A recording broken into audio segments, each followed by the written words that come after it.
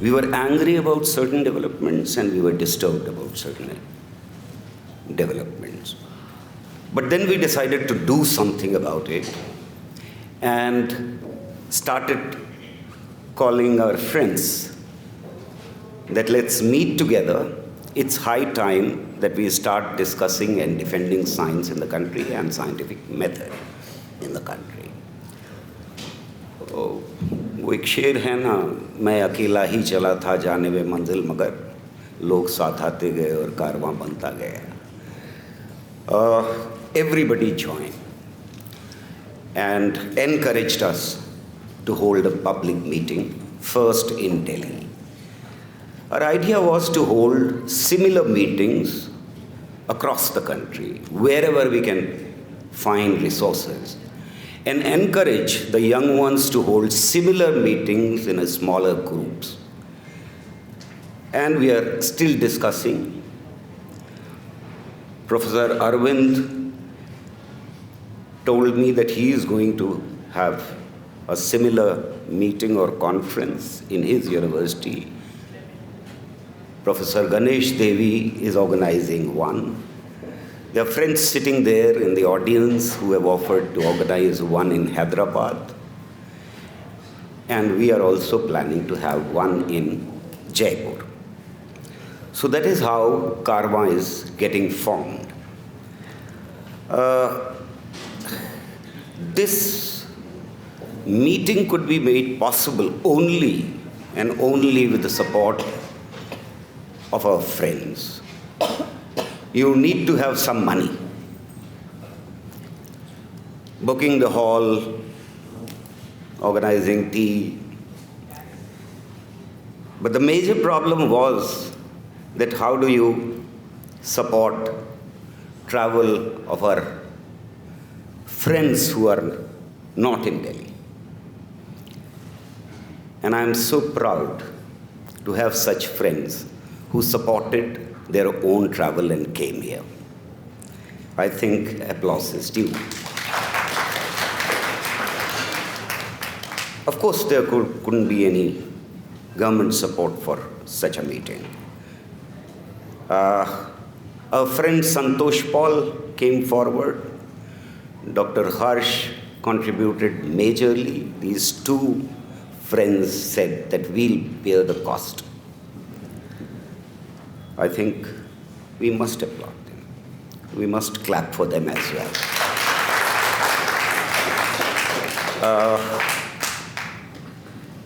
Anjali Hegde, Shabnam Hashmi, Hartosh is sitting there. Radhika, I can't see her. Anyway, their unconditional support made us organize this meeting. Before I call upon the first speaker today, let me also say something about what is, in my opinion, science. In my opinion, there are two major ways of trying to find truth or reality, be it material reality or be it social reality. One of them could be put probably in one's bigger set, which Dhruv gave a phrase called extra science. Basically, what do we mean by extra science is a religious way of looking, how religions looked at the reality. And the other is science.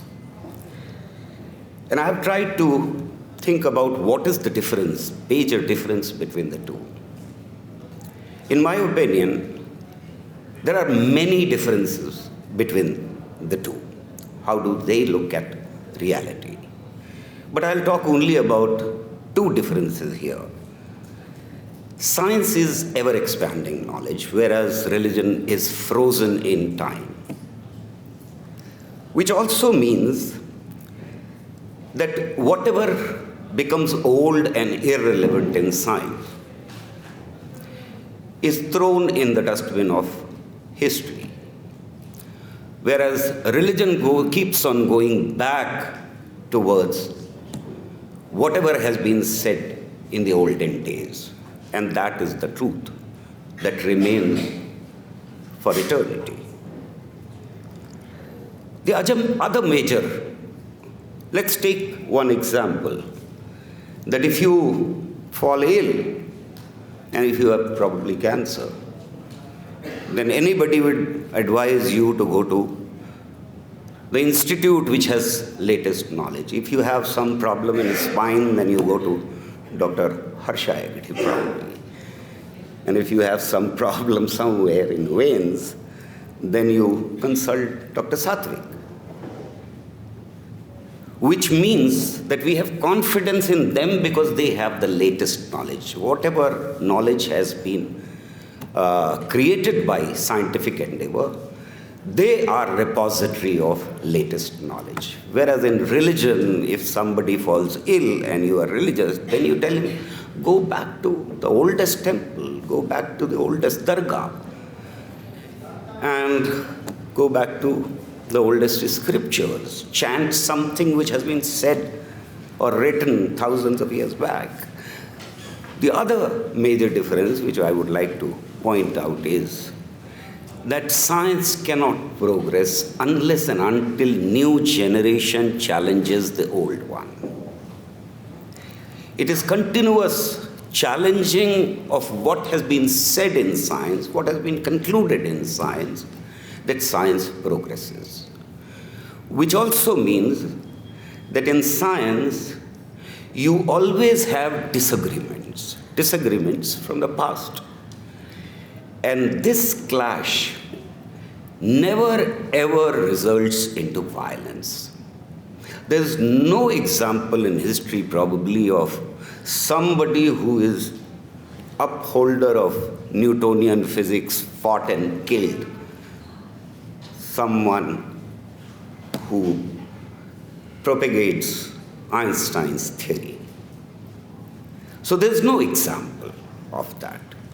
Whereas in extra science, things are not resolved by negotiation, by talking, by experimentation, by validation, etc., etc. And therefore, when any notion in extra science is challenged, then there is a crisis. It leads to a major crisis within that paradigm of extra science. Whereas in science, when somebody proves a theory or a conclusion of a predecessor, we celebrate. We honor that person. We accept it after validation, and it goes through a process. But once it is accepted by the scientific community, then we celebrate. And we give Nobel Prize to those who make major contribution and latest major contribution. I think I'll stop here, and I'm very certain that this galaxy of very prominent experts would deal with similar questions in a much more lucid manner than I could express myself. The first speaker, may I request Gitanjali, Dr. Gitanjali Yadav to come and speak. Pleasure for me to be here today for the first time at the Constitutional Club of India. And to find so many friends in the audience and on the table, but more gladly, a large number of people whom I've admired for a very long time are on the panel today, and that makes me really proud to be on this platform. But it's been very unfair of you to put me on stage first. I wear multiple hats, and I'm trying to see how I might be able to convey to you what I've been thinking about the theme of today's discussion, which is defending science and defending the scientific method. much of so I'm a scientist, I wear multiple hats. I'm a scientist here at the National Institute of Plant Genome Research in New Delhi. I try to understand how plants are so much more evolved than any other form of life on the planet, and how they can communicate so much better than any of us who have so many better, as we think, ways of communicating with each other. I'm also very interested in angiosperm evolution, which is flowering plants evolution. But I'm also a teacher, and today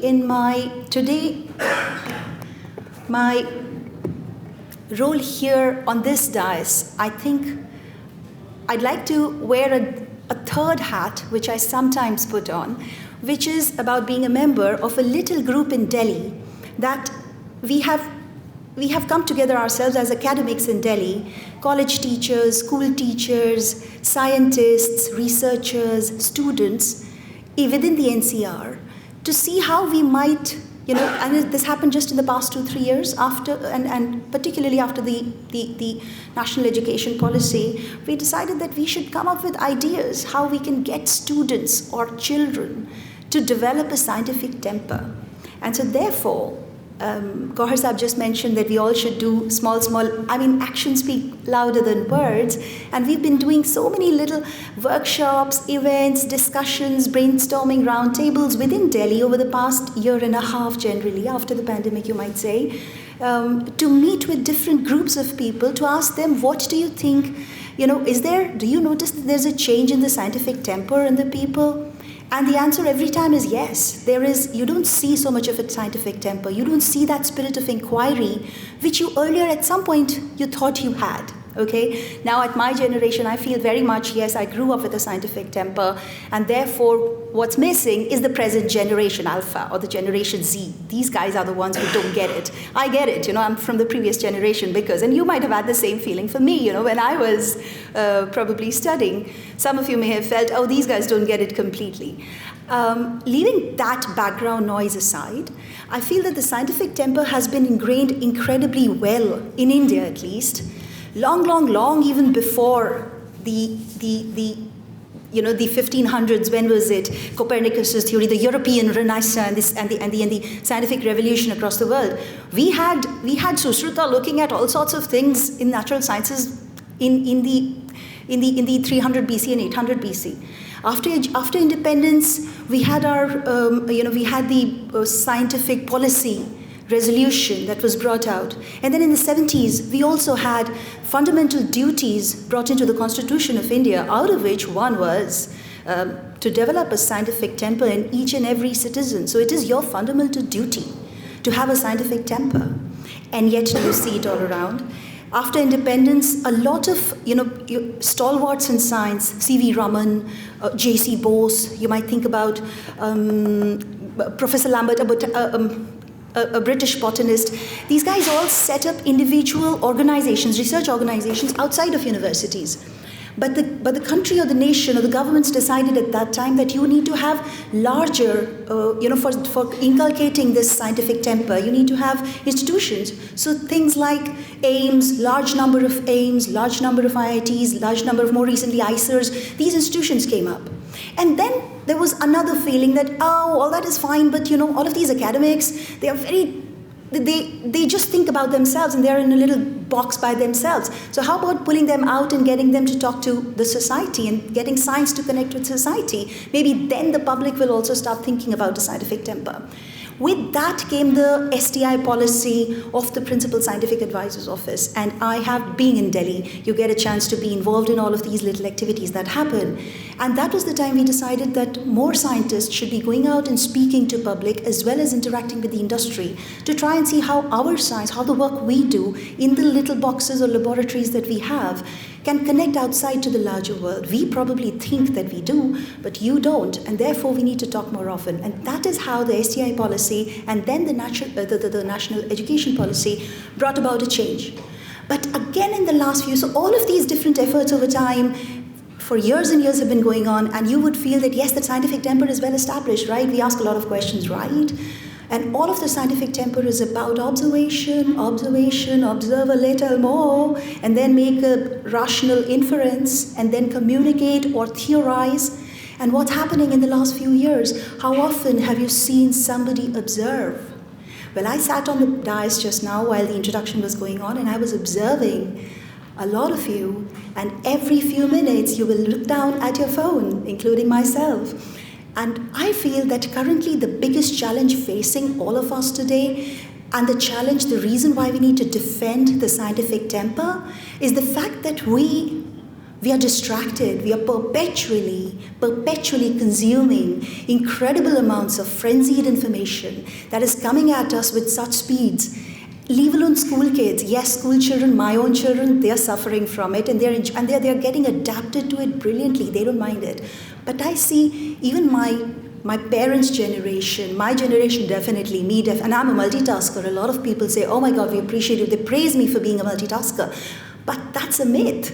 It's not multitasking. I'm basically feeding into countless conflicting activities at all times. There's a term for it, it's called CPA, a partial attention syndrome, a continuous partial attention syndrome.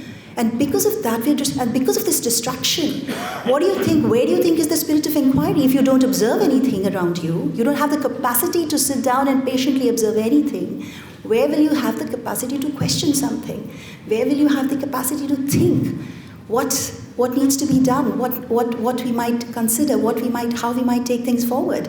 And I feel I'm a data scientist myself, and I look at big data, large amounts of zillions and zillions of ATGC codes and DNA and protein sequences and structures, and yet I feel that because of the big data, I don't know how many of you have used ChatGPT. ChatGPT is completely wiping away our ability to question something, think about something, have an inquiry, observe anything. For everything there's ChatGPT.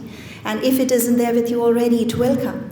And so therefore I believe that more so now in this age of the ChatGPT, we need to defend science and the idea of a scientific method and the idea of a scientific temper. And we need to slow ourselves down somehow. And I don't want to say, keep your phone aside, but have you tried? Have you tried not to respond, not reading an email? You know it came, you don't want to read it. Have you tried switching off your notifications for a few minutes? How many minutes can you handle? There are almost 8 interruptions per hour. It's on an average that you get in terms of notifications or social media updates or emails or phone calls. Across the day, 60 interruptions. Where is the time for you to learn anything? Where is the time for the new generation or the students or school kids or anybody to do anything? So leaving that, so that's one reason I believe is the challenge that we have for the scientific temper and for defending science and doing something about it. And I think each one of us can do something about it individually, yes, for ourselves and for the people around us. But that's what I want to say overall. I think, Harshad, that's what I want to. There's lots of different ideas I have, but I think my main focus is that I think we need to overcome this frenzied distraction that we perpetually have, and maybe that is what is the biggest challenge that we're facing today. Thank you. Thank you. There is Dr. Ambarish Satwik. He is a very versatile personality. In fact, a complete human being probably. And all of them are complete human beings. They are interested in not only science, they are first-rate scientists, but they are also deeply interested in other things. Dr. Satwik is a novel writer, a very celebrated novel, premium neither part of the empire. And he is a first-rate vascular surgeon and an expert in minimally invasive treatment of arteries. I don't know how he finds time to write a novel. That is something which definitely took me by surprise when I looked at his CV. Dr. Satwik, would you please have the floor? Though it's a bit presumptuous on my part to speak alongside such illustrious men and women of science, public intellectuals, all of them, but I shall fulfill my mandate. I was thinking of launching an attack on pseudoscience, and I was wondering what pseudoscience to attack. I briefly thought of homeopathy, I thought of Ayurveda. And the thing about pseudoscience is that to the uneducated and untrained mind, pseudoscience sounds like science. And the question we must ask is that, is there something pernicious about pseudoscience? As Jefferson said, if something doesn't pick my pocket or break my bones, I don't have a problem with it. But I do. So I'm going to actually read from a text. This is a slightly amended version of something I'd written a while back. Just pick up my phone. And here goes. The detached placenta reeks of caked blood. It has the sultry, damp, slightly animal smell of the birth canal and the pickled herring notes of the liquor that bathes the unborn child, but mostly the smell of blood. The word placenta comes from the Latin for cake, and that's exactly what it is. A marbled, blood-locked cake made from fetal and uterine tissues. In the third stage of labor, it cleaves very beautifully out of the womb, bidden by a slow drag on the umbilical cord into the hands of the obstetrician. In a planned caesarean section, when the uterus is sliced open, there are no stages of labor. The afterbirth behaves differently. The placenta behaves differently. Without the womb bearing down on it, the placenta, on the odd occasion, has to be drawn out. If it's a repeat caesarean, the blood cake attaches itself to the previous uterine scar. If there's been a previous caesarean section, this placenta attaches itself to the previous uterine scar. And like a burrowing organism, it invades the muscles of the womb, sometimes even going into the adjacent urinary bladder. Faulty placentation, as it's called, is a form of morbidly adherent placenta that has to be prized out, torn from the uterine fabric. Just a moment, since we are recording it.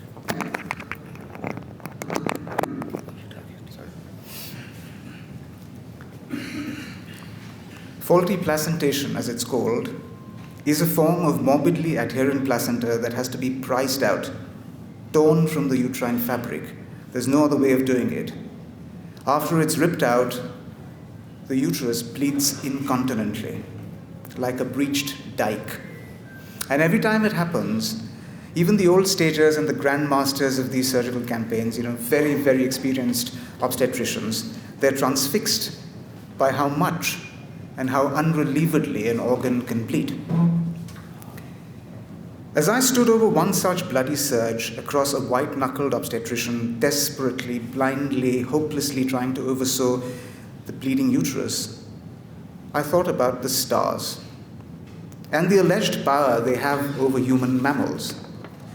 As a vascular surgeon, I'd been called in to ligate the internal iliac arteries to decrease the blood supply to the uterus. A 34-week fetus with premature lungs had just been pulled out and sent gasping and grunting to the neonatal intensive unit. It was all done in a favorable planetary period, when the ascendant and the seventh house were free from afflictions, when the Navamsha was exalted, the moon was well placed and disposed to bestowing favors. This was a Mahurat caesarean section. A Shastri had been consulted by the family for an auspicious time for caesarean that day. A narrow window of 45 minutes was given to them. The ascendant in Navamsha would change after that, they were told. The infant survived for 4 weeks, after 4 weeks in the ICU. The infant survived. But all the money and all the benignity of the planets couldn't save the woman's uterus. With about a third of the first pregnancies in urban India being delivered by caesareans, the rate of morbidly adherent placenta has increased from about 1 in 30,000 in 1930s to about 1 in 2 to 3,000 in the last decade. About 50% of these caesareans are planned electively for medical indications, but scores are done on maternal request. Quite a few of these elective caesareans will be done at a time chosen by an astrologer.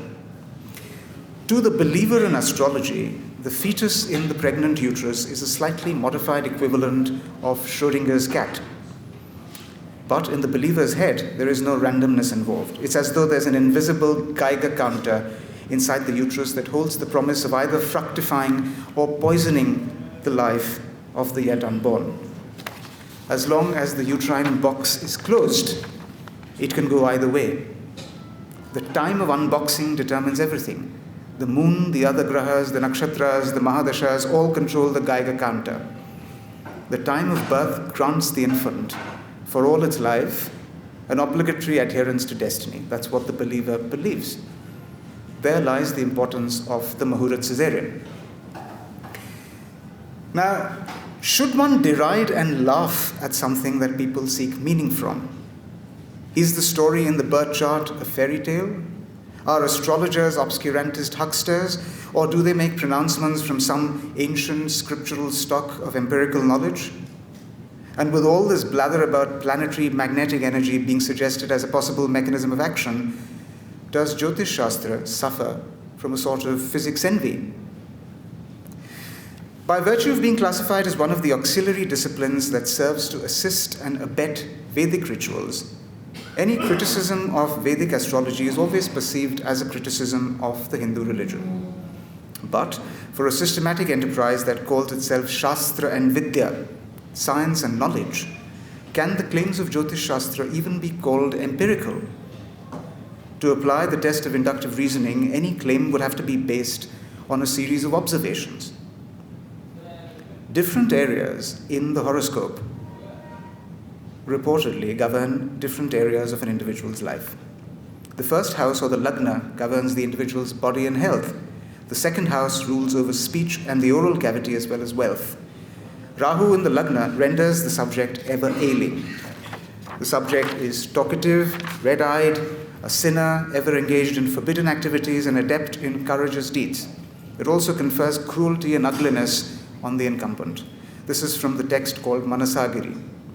Rahu in the second house confers on the incumbent unclear speech and speech with hidden meaning. It makes one a thief, ever haughty and given to intense suffering.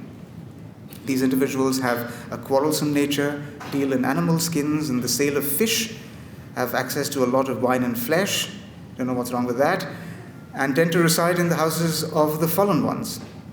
They are easily angered and suffer diseases of the oral cavity. If beneficent, Rahu in the second house ensures monetary gains. This is from the text Phaladipak and Sarvata Chintamani. Now, each of these is a claim made by a text that calls itself a system of knowledge. There is no reason out of hand to dismiss any of these assertions. The incidence and distribution of a bunch of traits and attributes in a given population and their correlative association with a certain celestial ordering of planets at the time of birth could be the subject of an excellent prospective or retrospective observational study.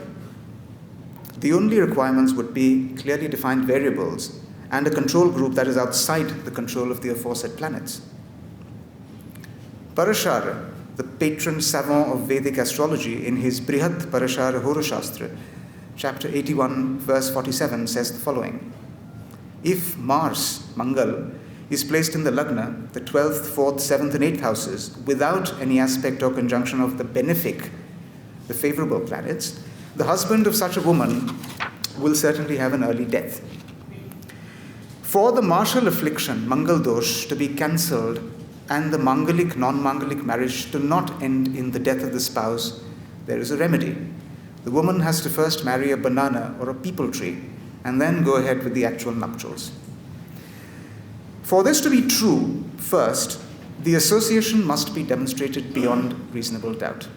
That early spousal death will result when two individuals with birth charts of the above description marry.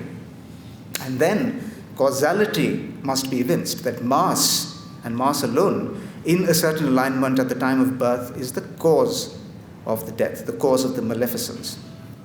Now, I ask you this. How would someone with a scientific temper respond to this? They'll start with the assumption, as they should, that there's no reason to dismiss this out of hand. Then they'll ask the following. What characteristics of an association must one consider before concluding that the most likely interpretation of it is causation? That something caused something else. For instance, cigarette smoke leads to coronary artery disease and heart attacks.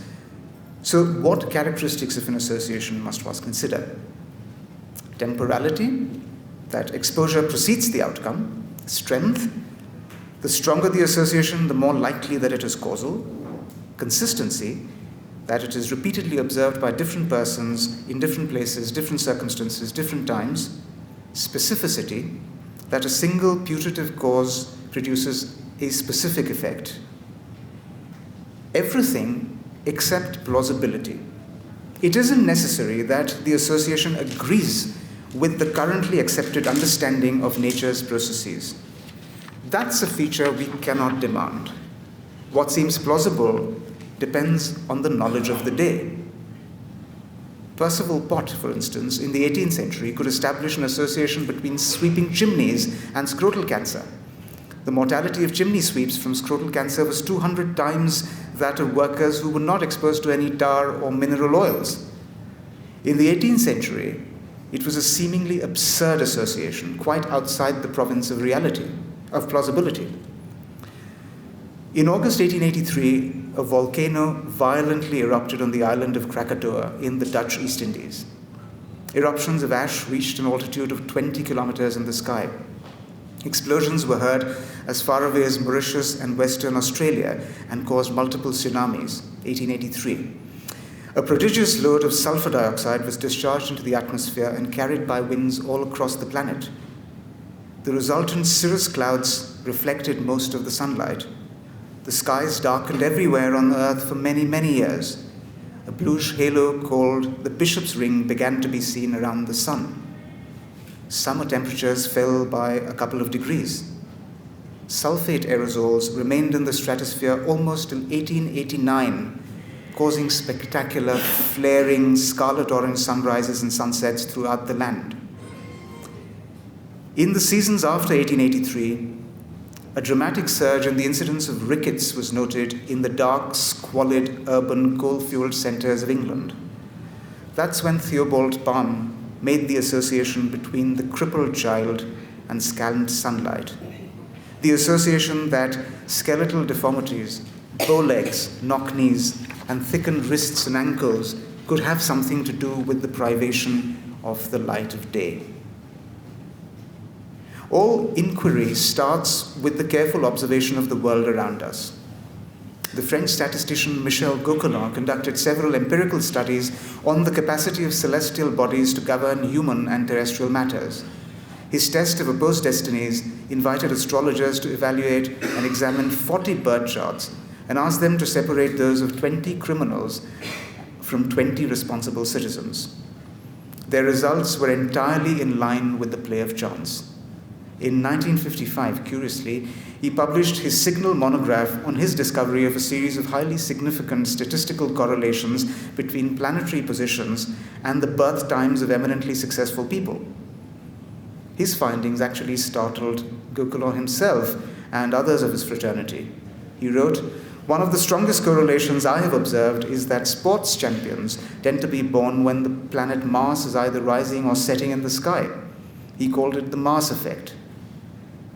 Bensky et al., from the Committee for the Study of Paranormal Phenomena in 1994, conducted a massive independent study about this. And they followed Gauquelin's prescribed protocols. They did it on about more than 1,000 French sports champions and found absolutely no evidence of a Mars effect controlling or even marking the birth of eminent sports champions. The effect, they said, was attributable to a bias in Gauquelin's data selection process. That put an end to the Mars effect. Percy Seymour, in the late 90s, while he was still an astrophysicist at Plymouth, approached childbirth nativity from the other end. He produced a slightly twisted hypothesis on the time of birth. According to Seymour, a series of biological clocks in the fetus, in the unborn child, are synchronized by the magnetic field of the Earth, which is a factor of the magnetic field of the Sun and affected by planetary and lunar positions, he said. And this has the effect of causing a countdown to birth, telling the fetus when it ought to come out. He said if ocean-dwelling bacteria use the magnetic field to search for food, birds and fish use it to navigate, so why not human fetuses? Planetary alignments at the natural birth of the child, therefore, label the inherited genetic characteristics of the child, according to Seymour. His contention was that while the signs in the sky that preside over birth have no power to form our attributes, they do, and they can, however, mark them. Percy Seymour's theory was assaulted soundly from all quarters. The American astronomer Seth Shostak rubbished it by saying, you'd experience a far greater magnetic field from the lights in the washing machine in your house than you would from Jupiter. So in India, the terminus where we find ourselves in is something like this. A few years ago, an appeal under the Act that bans false advertising was dismissed by the Mumbai High Court by stating that the Act does not cover astrology and related sciences. The Union government had put on record an affidavit that as a trusted science being practiced for over 4,000 years, astrology does not fall under the purview of the Drugs and Magical Remedies Objectionable Advertisements Act 1954. The Act defines magic remedy as any talisman, mantra, amulet, or any other object which is claimed to have miraculous powers to cure, diagnose, prevent, or mitigate a disease in humans. But about a fourth of Vedic astrology is touted as the science of prognostication and intercession in matters of health and disease. It is touted as the science of disease being caused by the influence of malefic planets and health being restored and preserved by benefic planets. The science of dispensing sapphire and the Shani Yantra pendant for impotence, or prescribing an offering of meaty rotis to cows on Fridays, or the donation of yellow articles to priests for pacifying a malefic Jupiter to manage diabetes, or the promise of the people tree intervention to obstruct death due to Mangal Dosh. All of this has complete immunity from prosecution and legal action, even if found to be patently fraudulent and ineffective. There has to be some consensus on what the scientific process is all about. It was Karl Popper, the Austrian philosopher, who gave us at least one of the fundamentals of the scientific method. You don't prove a scientific hypothesis right, he said. You try and prove it wrong. It has to be testable, refutable, and falsifiable. Vedic astrology, I'm afraid, like all other kinds of astrology, fails to fulfill the basic requirements of scientific theory. It fails on the first principle of testability. Real outcomes do not conform to predicted outcomes. This hallowed 4,000-year-old discipline fails to demonstrate the association of any human attribute with any configuration of celestial objects. Mere enunciation of a set of rules about houses and trees, lagna, and so on doesn't make it science. How were these hypotheses generated? Where are the observations that bear out these assertions? Will an observational study on the Mangal Shukra Yoga, for instance, stand scrutiny? If we are so wrought by the stars, where's the evidence? In Pune, 27 leading astrologers, when supplied with 200 horoscopes of children under double-blind conditions, failed to determine intelligence based on a definition provided by them, using rules from their scriptures at a rate higher than chance. They've even failed to determine the sex of the child at a rate higher than chance. Numerous tests have been done on multiple occasions where astrologers were asked to match the personal information, which included general interests, vocations, personality traits, and photographs of test cases with birth information and natal charts. On every occasion, they failed to perform any better than randomly picked non-astrologer controlled subjects. All superstition is the unfounded assignment of cause and effect, a false story about the world given to the credulous, making us pigeons from Skinner's study on operant conditioning. For the uninitiated, the Harvard psychologist B.F. Skinner once had an experiment involving caged pigeons who were given food at random intervals. They soon started displaying ritualized behaviors, as though they believed that their actions were causing the food to arrive. That's precisely what astrology does to us. Astrology is the worst kind of superstition, the most stultifying and solipsistic one, that makes us believe that the stars and the planetary plasmas are all about us. The spell of its clerical class has to be broken. They have to be called out to impugn the manner in which they scientize their claims. How is it that this form of subjection and abjection plays a central role in our way of life? Why do so many of us have birth charts? Why are they brought out to check for compatibility before a wedding is fixed? And what about, before I end, the ethics of the Muhurat Caesarean? Do we humor these women and their families indulgently? From the time the scalpel was first used to section the lower segment of the uterus in the non-laboring woman, we have it within our means to determine the exact moment of birth. If there are going to be non-clinical factors that influence the choice of caesarean section as a method of obstetric delivery, if there is such a thing as a caesarean on maternal request, the principle of patient autonomy would mandate the permissibility of a Muhurat caesarean in a normal pregnancy. If it can be performed on considerations of pain and vaginal tone and convenience, then why not on the doctrine of fate and the creed that the character and personality of the neonate are irrevocably formed by the grahas at the moment of birth, if that's what the mother wants to believe? Wouldn't it come under the clause of fetal and maternal well-being? Well, consider this. A high proportion of elective caesareans tend to be performed at or before 39 weeks of gestation, before the onset of labor. There's enough evidence that infants born before 39 weeks are at an increased risk for adverse respiratory outcomes. Clearly, pre-labor elective caesareans aren't harmless. For all that and more, one cannot condemn one kind of maternal request without condemning the other. And then, as I had explained, there's the specter of the morbidly adherent placenta, the one that makes the womb bleed inexorably. One way or the other, in this mortal coil, we're all Schrodinger's cats. Thank you. Just a wonderful lecture. I think you've shown how science can be defended using scientific facts, hard facts, cause and effect, and how beautiful words can be used to defend science and scientific method poetically. May I request Professor Arvind to be the next speaker. Professor Arvind is Vice Chancellor of Punjabi University. He is trained as a physicist at IIT Kanpur and then did his PhD from Bangalore, worked at many places across the world, and there was so much of magnetism probably in the soil of Punjab that he had to come back to Punjab at IISER Mohali, and then he joined as Vice Chancellor.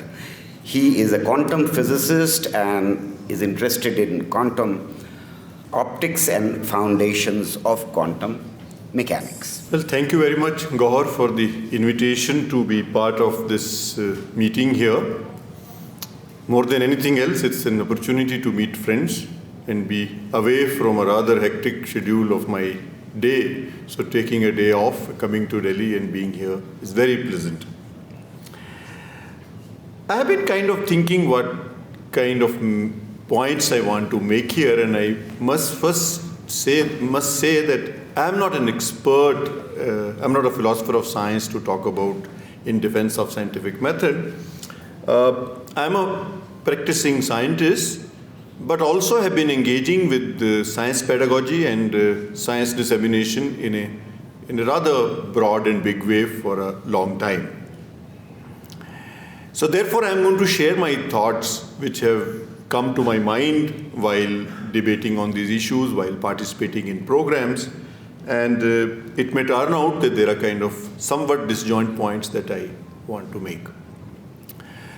I think it's good to first, in one's own way, state what one thinks is the scientific method before one moves on to defend it, and there might be gray areas in that also.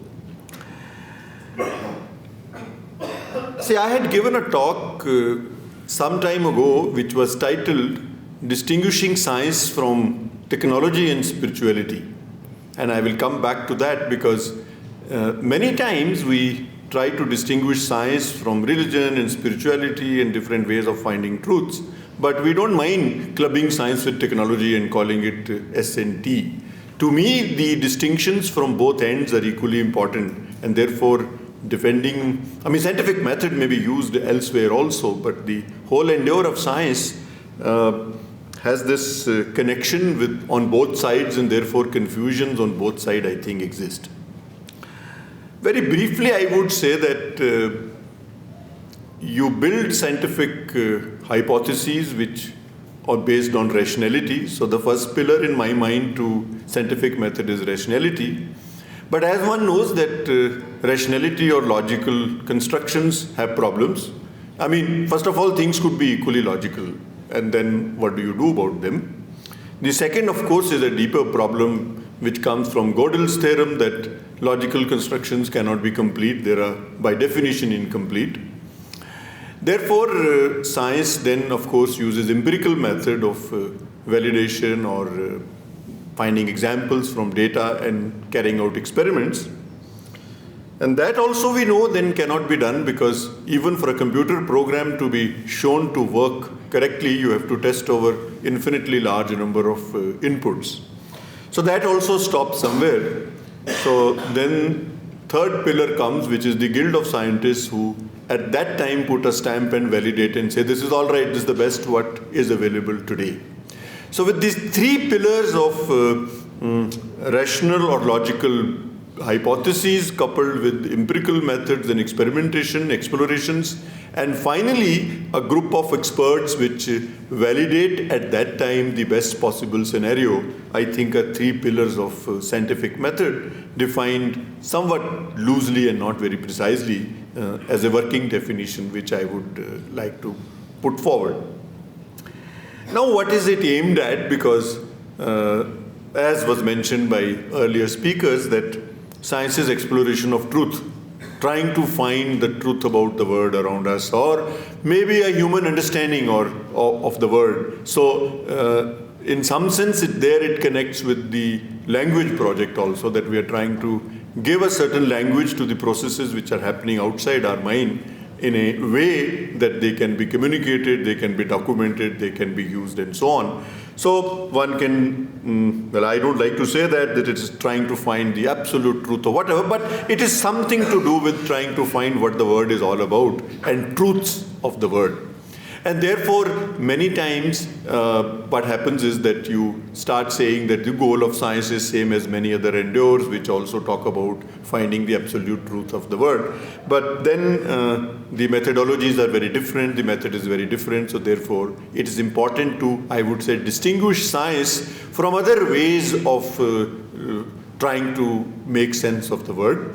Some of them might be very irrational and one may want to discard or not. Some of them might be just different from the scientific method, and then one has to maybe see them as moving parallel and so on. We can come back to it in the discussion. The second distinction, as I mentioned, is equally important, is that in technology, when one is trying to modify objects around us for human use, it may be very useful to know how things work, and it might be useful to find the truth about them. But even if you don't know the truth about something and that thing works and you can show it empirically, it's a good technology. So the goal is use and not understanding. Of course, understanding can help you to use and so on. So they are interrelated, but I think these distinctions are also equally important.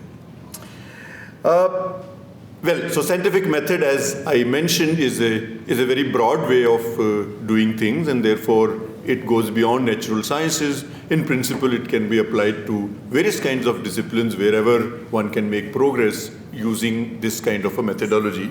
And some people would say that this takes you somewhere, but then one has to maybe go beyond that also. What I see is that even by the practitioners of public engagement of science, where people are talking about scientific temperament and scientific way of thinking and disseminating that to public, there are certain confusions which arise as I participate in programs I see. So one confusion is that if there is no rational explanation to a phenomenon, then maybe one should discard that phenomenon and say it doesn't exist. Now that I think one has to be very careful, because science keeps on progressing and moving, and there is a lot of stuff is unknown in the world around, and therefore there is a word of known and there is a word of unknown. And in the word of unknown, it's kind of anybody's guess what is going to happen. So to give you an example, we all have grown up thinking about Big Bang and expanding universe and so on, and I think till about 30-40 years ago, people thought that the problem is kind of solved and there are three possibilities that our universe can take. Either the density in the universe is very large and it is going to collapse back into the singularity from which came out. And then the second one is it's critical, it's going to expand and slow down to a zero motion state. And the third is that density is very low, the kinetic energy is very large, and therefore it's going to keep expanding forever and so on. But in all three, gravity is pulling it inwards, and since gravity is an attractive force, there is the expansion rate slows down, and that was considered gospel. But then, now if you ask someone, the universe is not just expanding outwards, it's accelerating outwards. Which means there is certain repulsive component to gravity, which nobody thought about.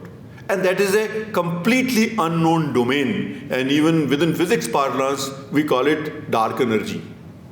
Dark energy is just a name given to something about which we have no understanding. So what I mean to say is that trying to very rigidly interpret science and then treat it as a gospel truth sometimes lead to problems. Similarly, COVID vaccines. So there was a time when lots of people were talking about that it's completely unscientific if you are not taking a COVID vaccine. But then if you look at the whole parlance of COVID vaccines and the economics of it and the forces behind it, you realize that, the scientific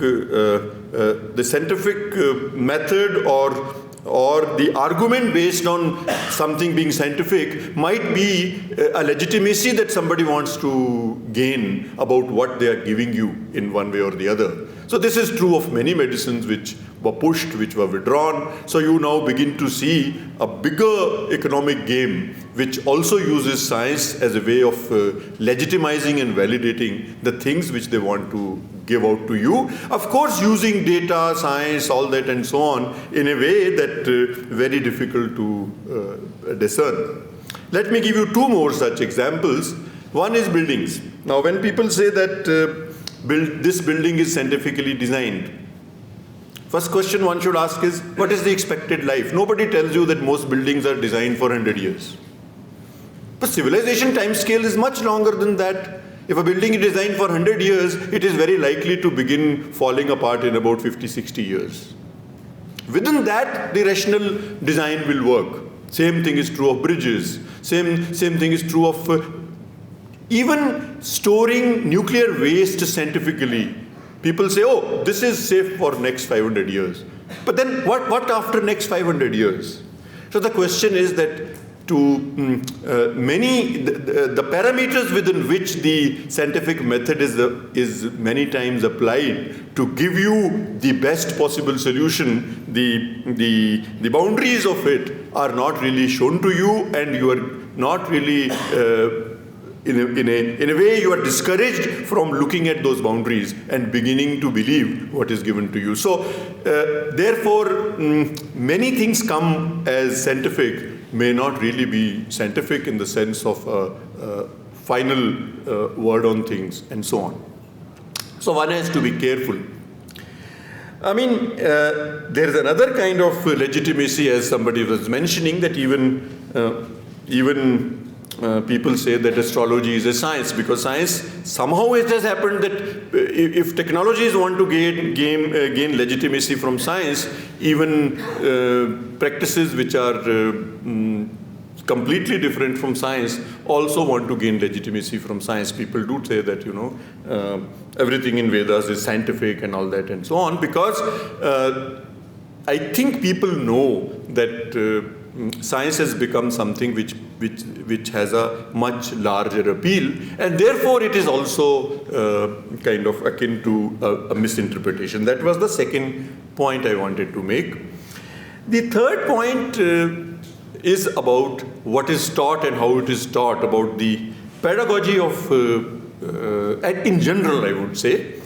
And I think one has to step back and see, first question one should ask is that who should design the curriculum? Who should decide what should be taught? Now that's a complex question. Of course, one is the state player. See, a very simple contradiction which is appearing today, and we are kind of worried about it, is that X is being removed from the curriculum. As I think later panelists will talk about, that Darwinian evolution is being removed from the school curriculum. Another, of course, is that history is the most favorite topic from where people remove things and add things, and this has been going on forever. So one possible viewpoint one can take is that the state or the funding agencies, companies who are selling products, these are not the agencies which should tell you what is to be taught. Then, of course, second layer would come is that then experts should tell you what should be taught. Historians should decide how history should be taught. Scientists should decide how science should be taught, all that and so on. But that also leads to very interesting kind of problems, because different groups have different power to influence pedagogy. They may be academic groups. So let me give you an example which I've been engaging with for a while. In the matriculation exam all over the country, geometry and algebra is considered essential. If you want to do 10th, you must know a certain amount of geometry and certain amount of algebra. I have nothing against it. I'm a theoretical physicist who use these things all the time. But being able to identify musical notes properly and making sense of music has been considered unessential. It's a vocational subject. If you are interested, you learn. If you're not interested, you don't learn. Now, who decided this? Now, of course, if you ask physicists to design physics syllabus, they will give you a way to do it. If you ask mathematician, they will give you certain quantity of mathematics. But who will decide how these different packages or the packets have to be put together, and what is important and what is unimportant? If you actually look at the data from practitioners in various fields, and I did this survey on doctors, because doctors do science, they move into biology, but they all have learned geometry and algebra in their matriculation to a fairly sophisticated level. I mean, if you look at the 60 theorems in the 10th class geometry, it's a fairly sophisticated Euclidean geometry which is taught. So one surgeon told me, since a surgeon sitting right on that corner, he told me, had I been told music while doing surgery, I could play some of the good notes in my mind. So maybe as a surgeon, learning a little bit more formal training with identification with musical notes would have been made that person more richer and would have helped much more than those 60 theorems of geometry. I'm not saying remove that and put that. I'm making a point here. Then it comes even one step further, that what exactly is the literacy? So if you can read and write, you're literate. But if you don't understand music, doesn't matter. You're not called illiterate if you don't know how to do this. You cannot make a joint and make a chair from wood. You are not illiterate. You are an illiterate carpenter maybe, but not an illiterate person. So this whole emphasis on reading and writing and learning some basic mathematics being the two main ingredients of literacy, I think itself is questionable. So having said that, I think one has to then move much more backward, take many steps back, and then look at scientific method, look at issues in pedagogy, issues in curriculum, all that and so on, and then think afresh. Of course, once you lay all these things on the table, still it's very clear that out-of-state players and people who control things and the people who are experts in their disciplines, temporal choice should be the experts in the disciplines who should decide what should be taught. And one should not hesitate to take a very clear stand that if biologists think that evolutionary biology should be taught to school children, and if historians think that history has to be taught in a certain way, that should take weightage over what policymakers and the governments and states think. But even this needs to be rethought, and a much deeper debate about how all this should kind of unfold. Well, these were the basic points I wanted to make. I want to make two more points, and one is that this whole idea of, after all, what comes first? I think science is a human take on the world. So even rationality or logic is a human invention. So sometimes I feel that when I talk to my friends who are very passionate about disseminating scientific method to larger public, begin to put in as if this is a gospel truth, as if the flow of rationality and logic has come from an external source, and then it tends to look self-contradictory. So I think that also is a circularity we should avoid. And the direct connection with the world is another method to look at the world. So direct connection is direct connection. You want to understand a dog, one way of course is that you understand what species it is, this, that, evolution of dogs.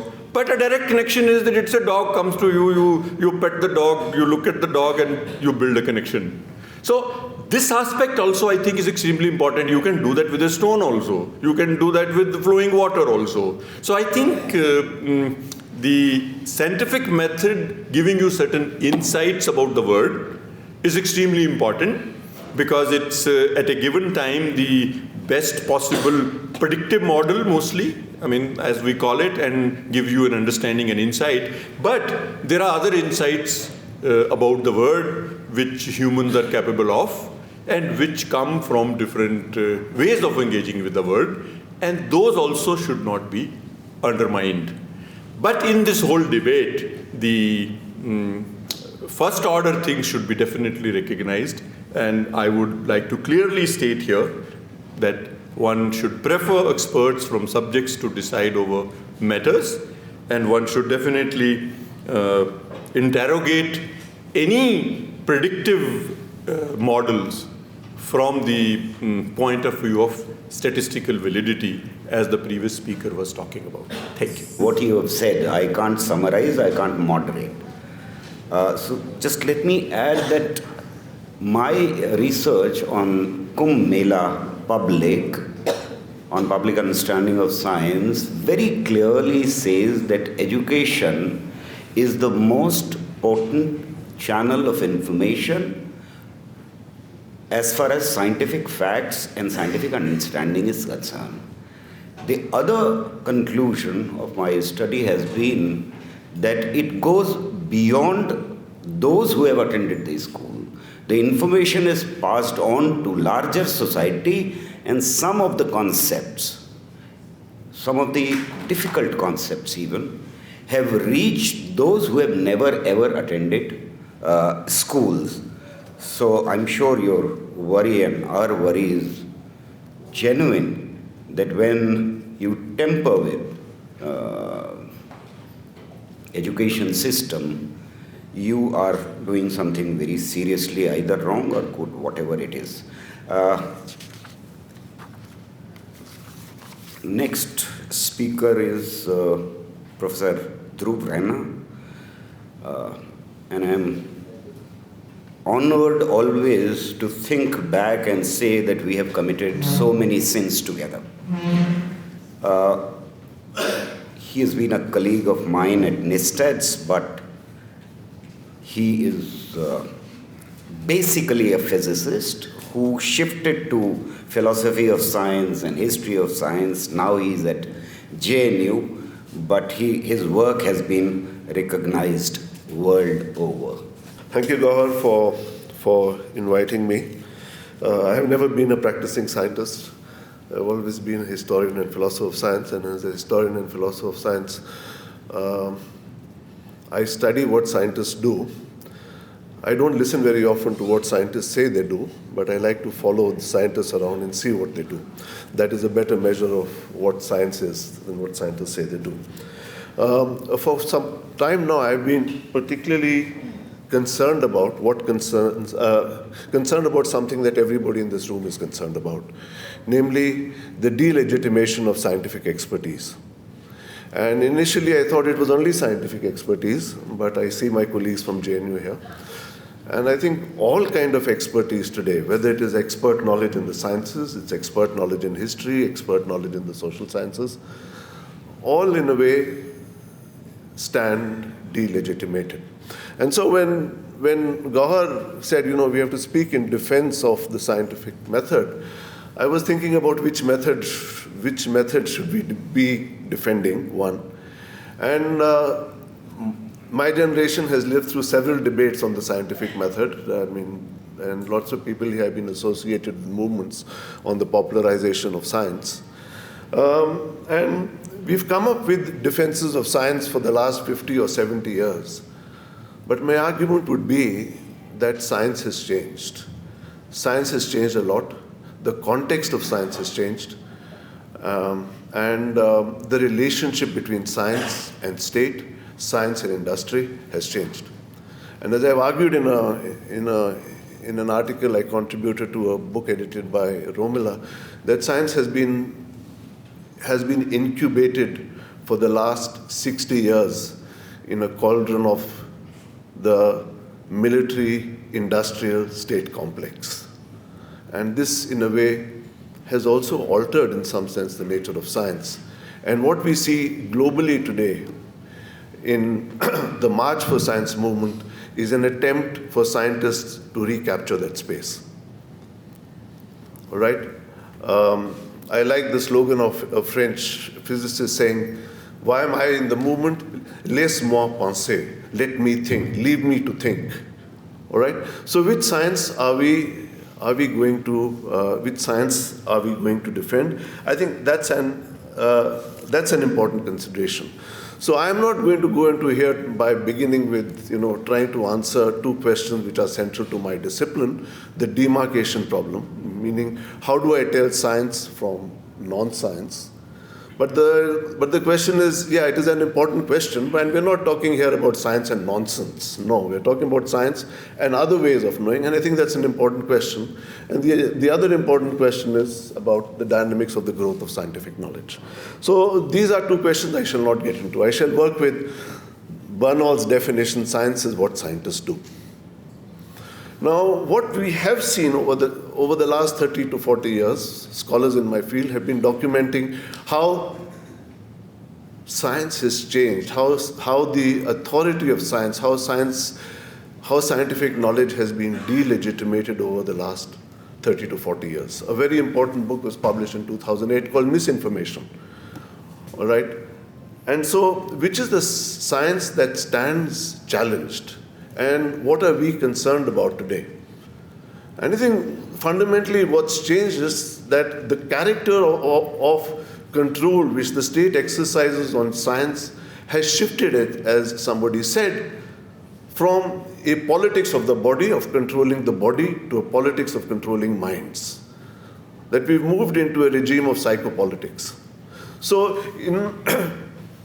in a research group I was involved in to try to visualize a technology in education for 2035, one of the problems I was thinking about was, how do you teach a generation of students from now onwards to critically look at the material they see on the net. All right? Because it was put very beautifully by historian and philosopher of science Lee McIntyre that we are living in a period of what he called hyper-politicized, do-it-yourself Google research. Everybody thinks today that he's a researcher, he read something on the net and therefore he has become an authority on it. No, that's not the way we handle data. All right? And so Lee McIntyre says, please don't go back now and defend scientific method on the same lines as we did in the 1980s. You can't do it. All right? Because what has happened is your adversary has learned the game that there's a thing called the scientific method. Apparently it is inductivist, but it is an algorithm. For them, your adversary, for your adversary, the scientific method is an algorithm. No more than that. All right? But what are the critical things we learn as good practicing scientists or historians? We learn about how to cull out quality evidence. That what counts as evidence and how do you deal with this evidence? And how do we revise our opinions in the light of this evidence? And what Lee McIntyre is saying is, if you want to defend scientific method today, then forget about all this induction and the kind of things Arvind was questioning. And talk about this aspect. How do you produce robust evidence? Everybody knows about, the other things we've been talking about. How do you produce robust evidence? Why evidence counts in our scientific theory? And how do we revise our opinions? And I think the third point that McIntyre raises is something we need to realize. And over here, we have to break with a very 19th century opinion about what knowledge is. Knowledge is not produced by individuals. We have to move to a collective understanding of the knowledge enterprise, and that is what the scientific enterprise is. The knowledge we produce is produced collectively through rigorous debates that Arvind and others have been talking about. Everything is debated. There was a talk I heard a couple of days ago which Raghu gave, and it was about the Darwin episode. People were saying, no, Darwin is wrong. No, Darwin is not. It's not a question of Darwin is wrong or not wrong. But we have moved in our understanding beyond Darwin too. How have we moved beyond? What are the issues that we have debated as a community? How have we dealt with evidence and how have we arrived at new theories? All right? So this of science as a collective enterprise governed by what I think Satvik quoted Popper, what Popper called the game of science. What are the rules of the games of science? That this is a game, this has certain rules. And how do we arrive at it? And over here, there's the larger ideal we have to talk about. Are we really trading in truth? When I look behind me, I see a graveyard of theories. When I look at the history of science, the philosopher of science, Georg Grau, told us that behind you have a graveyard of theories. But does that mean that we never get to the truth? No. We get to better and better versions of our theories in the language of science. We only asymptotically approach truth. We never reach the truth. So our theories are constantly under revision. Now, what is happening, and this is my second point, and then I want to go on. So I'd like to come back to the point about the changing norms of science and the changing world of science. And over here, what we begin to see is that if you go back to the history of the way the university has been changing, and the universities globally have been changing, and they've been under a lot of pressure.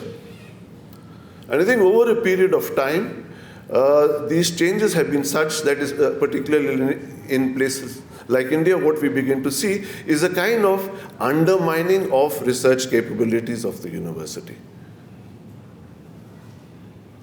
Where does this undermining come from? In a lecture which Einstein gave sometime in 1929, he gave a wonderful lecture. He gave a lecture on it. The lecture was called Progress in Theoretical Physics. Or it was about the notion of progress in theoretical physics. And he said, if you turn to the histories of science, look at any knowledge enterprise, it has two goals. There is the cognitive goal of science, or the intrinsic goal of science, and there's the intrinsic goal of science, and there's the utilitarian or the extrinsic goal of science. Now, these two are very important for each other. They are, they are very closely interlinked. And he rightly pointed out, this was in the 1920s, but now there's a hysteria towards one side. He says that people think that you can support one in favor of the other. That you need not support the cognitive or the intrinsic goals of science, or you can promote the extrinsic or the utilitarian goals of science at the expense of the former. He says this will not work. It never works in science. But I think in the post-Cold War II period, very gradually, we have moved towards the latter, where the extrinsic utilitarian goals of science are being supported in favor of the former. How does this tie up with the question of method? Go back to the discussions on the Bologna process in Europe. You can see it being mirrored in a number of other countries all over the world. And what is this debate? Well, if you go to JNU, you're doing an MA in sociology, irrespective of what you want to be, whether you want to be a bureaucrat in the future, you want to be a journalist, or you want to be a sociologist, you will do a course in research methodology, if not one, two. So irrespective of what you want to do in your life, you are trained to be a researcher. Bologna processes, why should you do that? Only 7% of the people who go into education end up as a researcher. Why should you train anybody to be a researcher? Now the point is, the point would be well taken. Maybe you should treat them something else.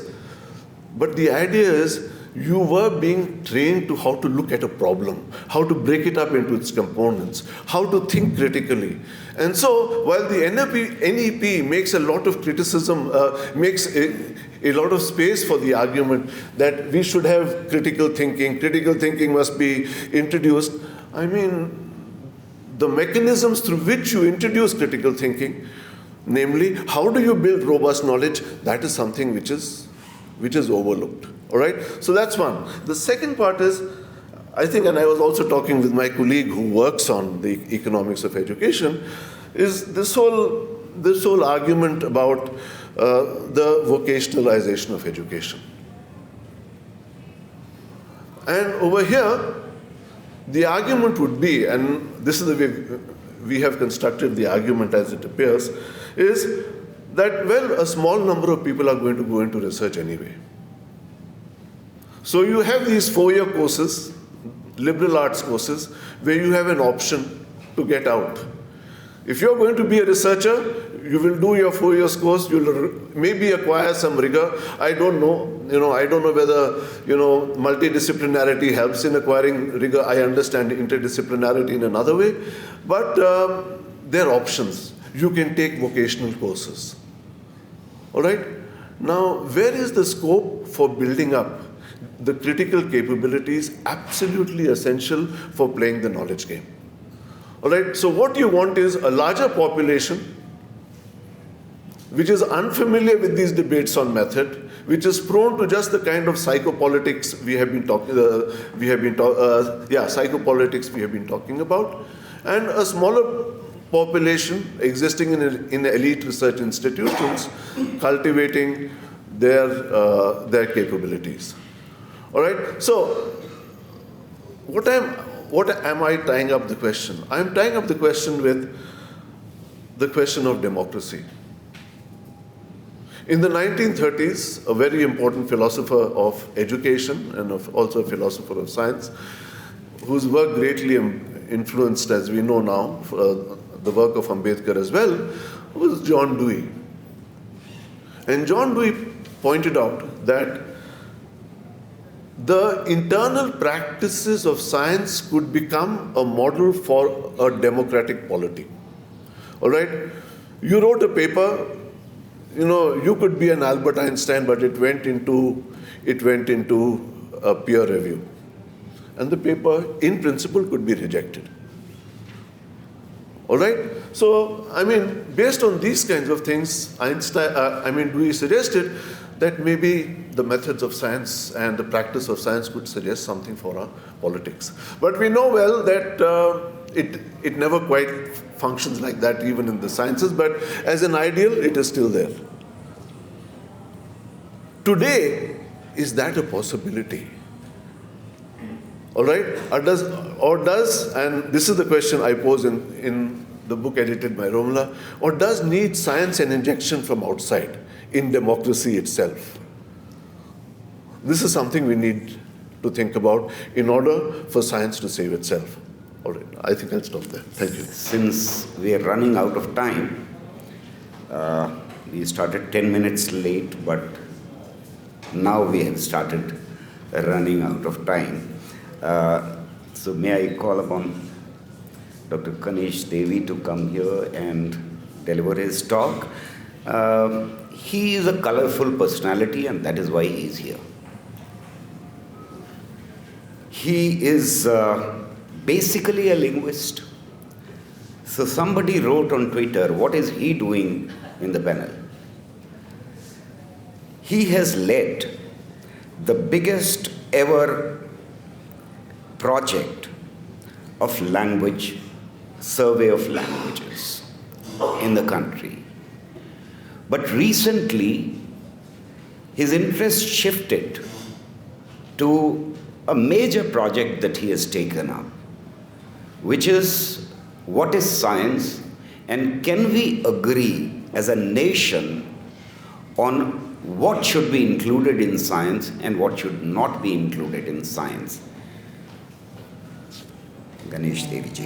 Human brain is peculiar in being recursive. It has the ability, unlike brains of various other species, not just to think, but also to think about thought. That being the biological given, or neurological given, from the beginning of human societies,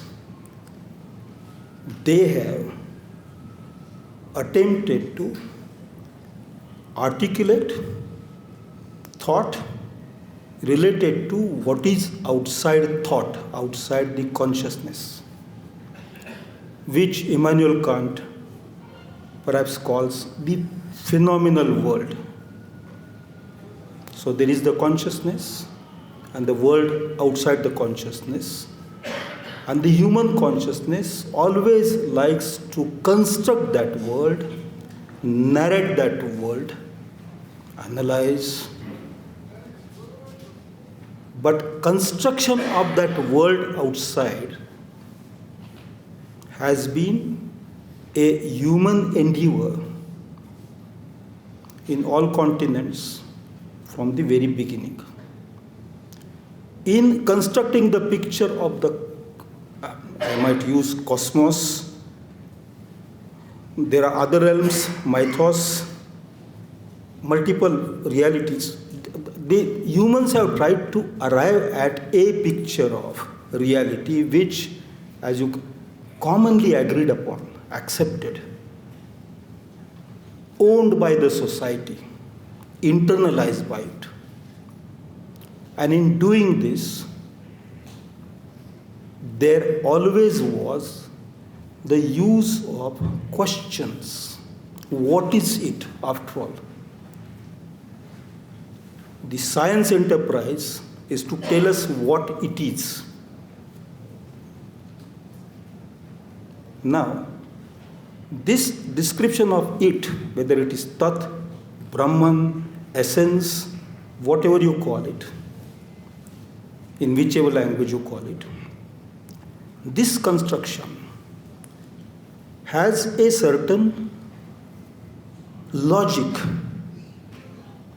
I use the word logic with some hesitation, but as a common, as a popular term, I'm using it. The building block of this construction in philosophy is called the episteme.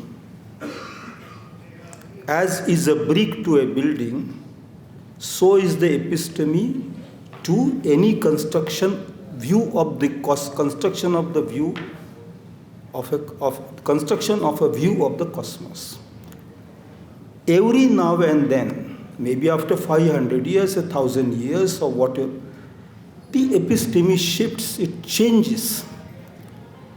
It changes not because it was rotten in the first place, but because the human consciousness continues to ask questions even of that building block which looked solid at one time. And therefore, epistemic shifts happen in fields of knowledge. This has happened in the West. This has also happened in India. This has happened in China. This has happened everywhere. This must have happened in African countries, but I do not know enough about them.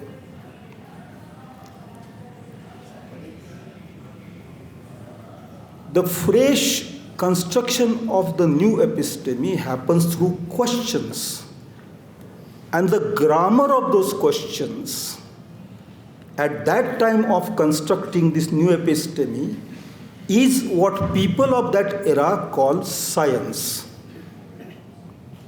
Science does not have a perennial content, but science has a perennial habit, asking questions.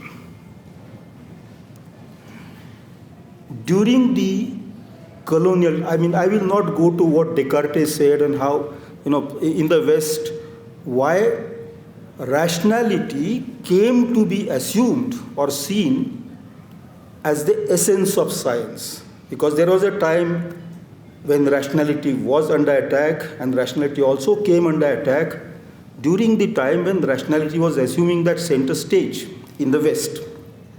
Ask Ashish Nandy about it. He will talk eloquently on that. But I will not take time to talk about it. When that world, the West, and this part of the world met in the field of knowledge, we had slightly dissimilar epistemes that had constructed their game of science and our logic of science. And this difference can be made clear by using a pair of terms in, say, Greek language. It is gnosis and logos. Or in Sanskrit, it is jnana and vidya. Logos is an object, a product of questioning. But gnosis is the experience of questioning. Not the thing, but the experience. Not the surgery, but the musical notes that weave together with the moving hands of the surgeon. Vidya was an object, a vastu. Jnana was to be experienced, no veracity, this refutation not possible, just making a claim without question it had to be accepted. We, at the beginning of the 19th century, end of the 18th century, in India, this debate emerged. Should we follow our epistemic fold and teach our new generations only Sanskrit and Persian knowledge, Puratana? Or should we accept what they thought was Western, but British at that time, Nutana, new or old? And a fierce debate took place in Bengal. I use the term Bengal Renaissance. I know there is a debatable, but let me use it as an exception. The Bengal Renaissance was a product of that debate between the Nutana and the Sanatana that happened in Maharashtra also. It happened in all parts of the country with different timelines. It happened.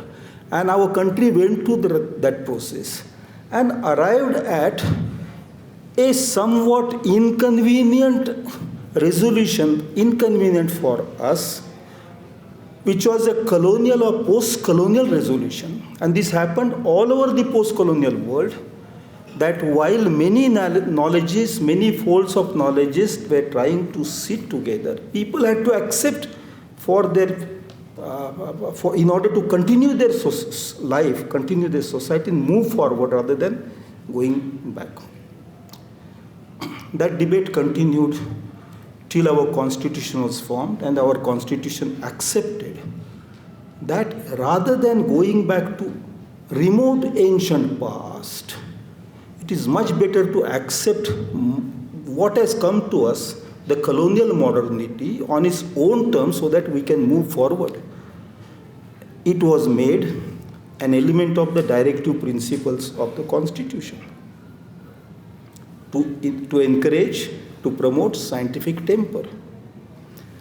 Now, while we arrived there, a quarter century before that, exactly a century before today, 2023, I am talking of 1922, a man called V.D. Savarkar wrote a little piece called The Essentials of Hindutva. 7 principles were written there. First was definition of who is Hindu. It was based on wrong geography, because there was a lot of confusion about this river Sindhu and river Saraswati and all that.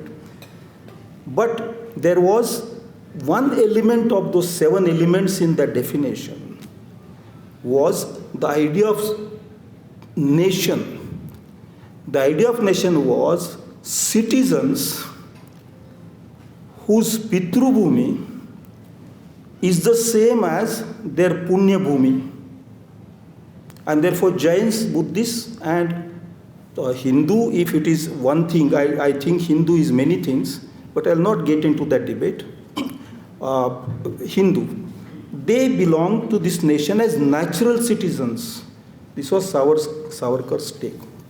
We thought that after Nehru, after the first science policy, we have gone through 4 science policies. First was a science policy, second was science policy in order to produce more engineers, third was science policy in order to produce more patents rather than engineers. And then, there is science, technology, medicine, innovation. Now we have got a big hold all called policy, which is put as a burden on another big hold all called education policy, which is put as a burden on the learners of this country in the present time. And we have a record number in the history of mankind today in India. They are carrying these 2 burdens, awkward burdens. But that's another debate, and my 15 minutes are very precious. So I will try not to cross that. Today,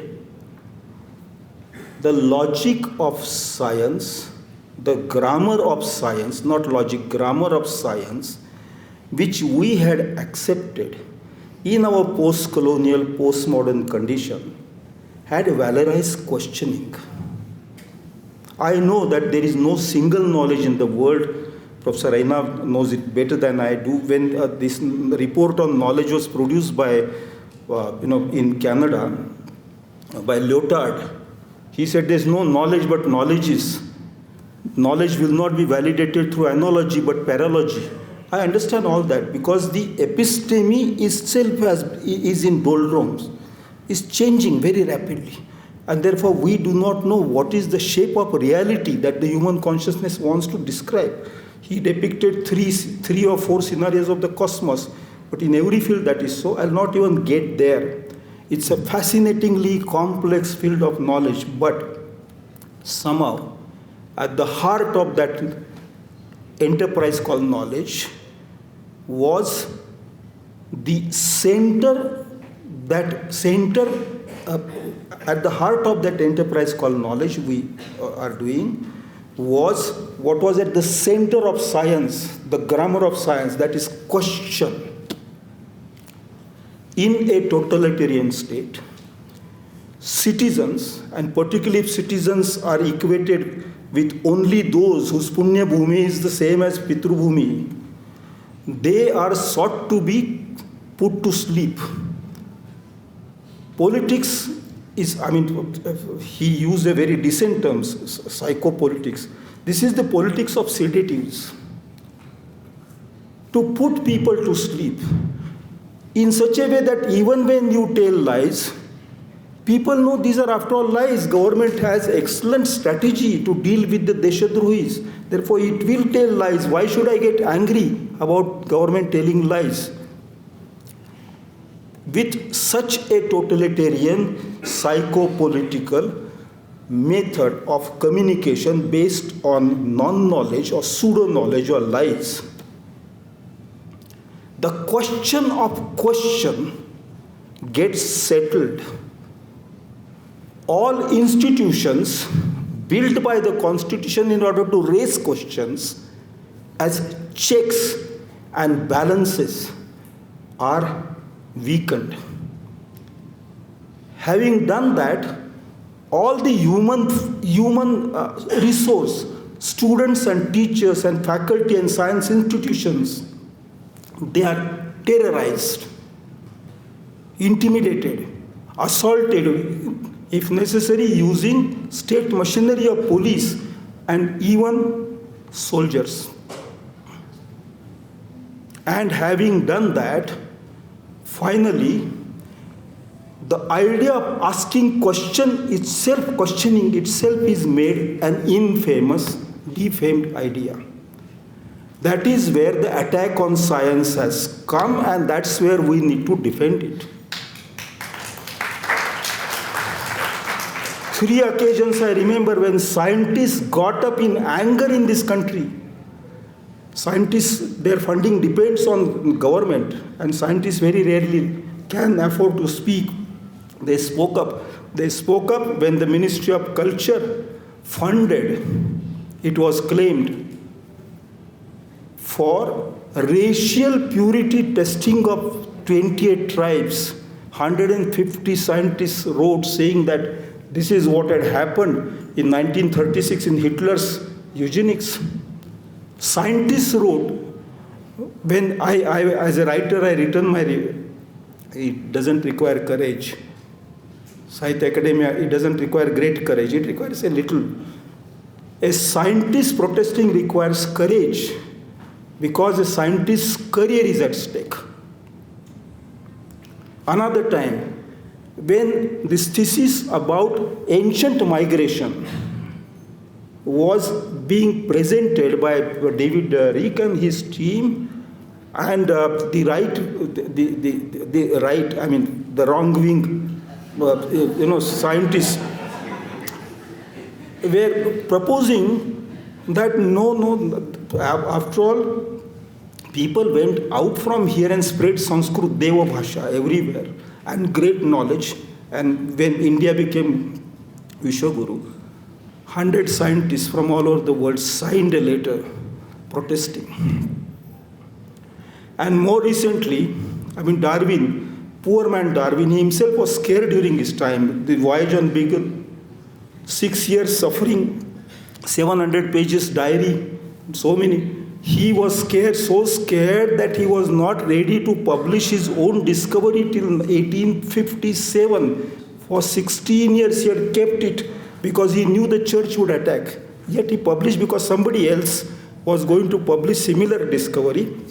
He said, "Idam na mama," and he published it. Poor Darwin. When Darwin was laid into grave, the Anglican Church accepted to honor. They allowed him to be laid in Westminster Abbey with official sanction and dignity. Darwin came under attack in the United States. There were so many court cases, the last being settled in 2005. But in our country, when Darwin gets kicked out of the NCERT textbook, it means the idea of various Puranas, and I don't dismiss the Puranas, I love them. The idea of genealogy in Puranas and genealogy in Manusmriti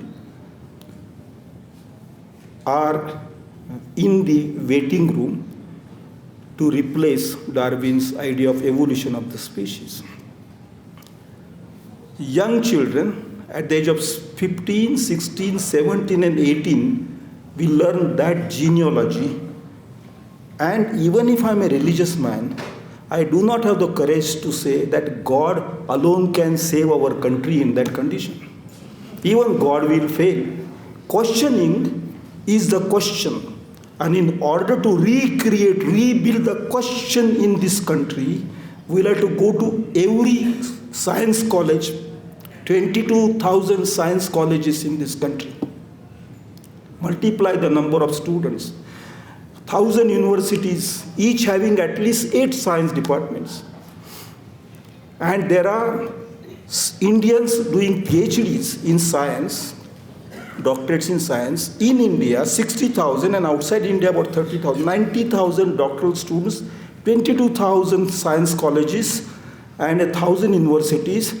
That is where we'll have to go and plant the idea of question. The idea of question. I think it was Gadamer, if I'm Hans-Jürgen Gadamer, who wrote Truth and Method, 800 pages book. The heart of that book was, if you learn how to ask a question, you might eventually get at truth, even if you do not know what truth is at the beginning of the journey. Today, the truth in every field is under attack. The government has put all of us to sedative. That's why we do not get into streets and agitate. We do not do so because we've forgotten how to ask questions. And in order to make us forget questioning, science, which is perhaps the last area that governments like to disturb, is brought under stress, fatigue, fear, and trepidation. I think defending science is simply not just defending truth, but defending democracy, defending the young generation. And even more than that, defending the human brain, which is meant to be biologically recursive, thinking about thought, asking questions. If we are there as a great nation of 140 crores, but our brains are not allowed to ask a question, what is the use of our legs and arms and tummies? Thank you. Defending science is defending not only democracy but also next generations to come. I think it was a wonderful lecture, and applause shows that it's an evidence of that. Since there's hardly any time left for questioning, if I continue to talk, so I'll stop talking. Professor Anna George is a biologist with expertise in microbiology and immunology. After her PhD from Bombay... Sorry, I forgot to say something. Yeah, please. I forgot my phone here. I am borrowing it from. Thank you. And I think everybody in the room knows what Anna George has been doing. She has trained a large number of scientists in the country and generations of scientists. In this August audience, a lot has already been discussed. So I will very briefly, in the interest of time, touch upon some of the things that have already been talked about, and with some focus on the biological sciences and how our traditions impact the way we do research. So if we want to defend science and the scientific method, we need to be very clear about what exactly we are defining, because many scientists themselves don't quite understand what science and the scientific method is. So very clearly, science can be either pure science or applied science, right? And pure science as a discipline is a systematic and logical approach to understanding how things in the universe work. Examples of this, many examples are put up there, include biology and physics and others. And applied science as a discipline uses existing knowledge to develop practical applications, right? Examples of this are engineering and say medical microbiology, which derives from microbiology. Microbiology is the study of microbes, and medical microbiology is the application of that to understand what causes a particular disease. Similarly, epidemiology will also be an applied science, whereas sociology, anthropology, archaeology, all these will be pure sciences. Regardless of whether they are pure or applied science, they follow certain specific methodologies. Some of it has already been touched upon here. In the natural sciences, you make an observation, then you make a hypothesis, you ask a question, you raise a hypothesis, you test the hypothesis, you very carefully gather data, and then you critically look at it, something again that has been touched upon earlier, critically evaluate the data, see if the conclusions that come out of your data go with the hypothesis. If not, you have to refine it. So there is a constant iteration that leads to refinement. And science by its very nature is contextual. There are no pure truths in science. Everything is described within the context of what is known at that particular time. Right? This actually confuses many in the lay public as well as the students who come to do research, because they want an answer and they're very unhappy when things don't work. You say you try this, and if it doesn't work, then this whole notion of maybe the hypothesis is wrong just doesn't go down very well. So this has actually, I noticed this during the COVID-19 pandemic, when a lot of information was coming out into the general public that is normally circulated only among scientists. Because sequences were being generated and vaccines were being tested, and now you have ways of posting unpublished data on medRxiv and so on, the lay public had access to lots and lots of data which kept getting changed. This confused most people because they're not used to the method of science, and they got very anxious because things kept changing, and some of them ended up being very angry and then not believing in science per se. So not only do scientists have to understand the method of science, I think it's important for all of us, the public at large, to understand it, because it helps us to understand society in general, not just science and scientific discoveries. Now, the methods of science will obviously differ.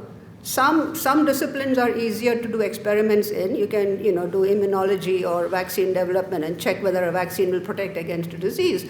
But some experiments are not easy to do. You can't, for instance, design an experiment to figure out how dinosaurs would digested their food. It's simply not possible. Or how stars will age. So methods will differ depending on the discipline, but they still different approaches still use the same rigorous framework of the methodology of science.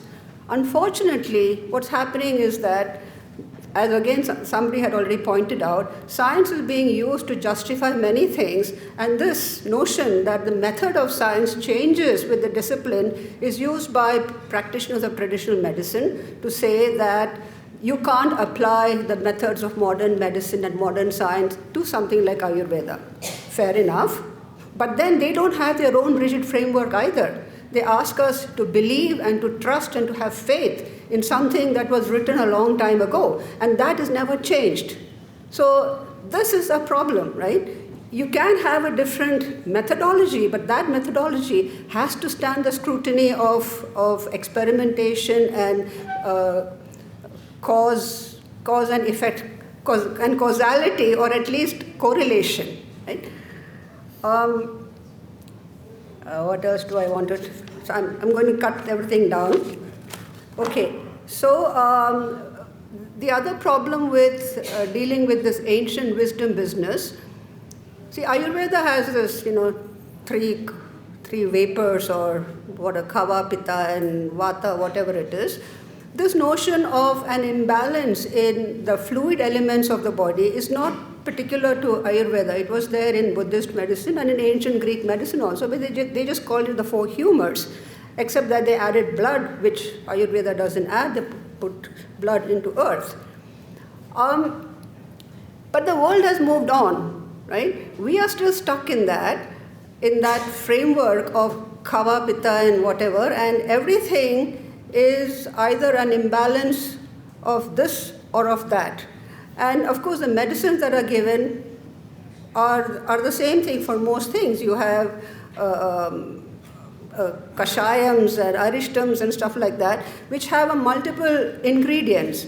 Now, I'd like to give one example of something from the distant past, which is King Mithridates, I think, the sixth, who lived a very long time ago, and he used to take a similar potion that had multiple ingredients to protect himself against being poisoned by his courtiers.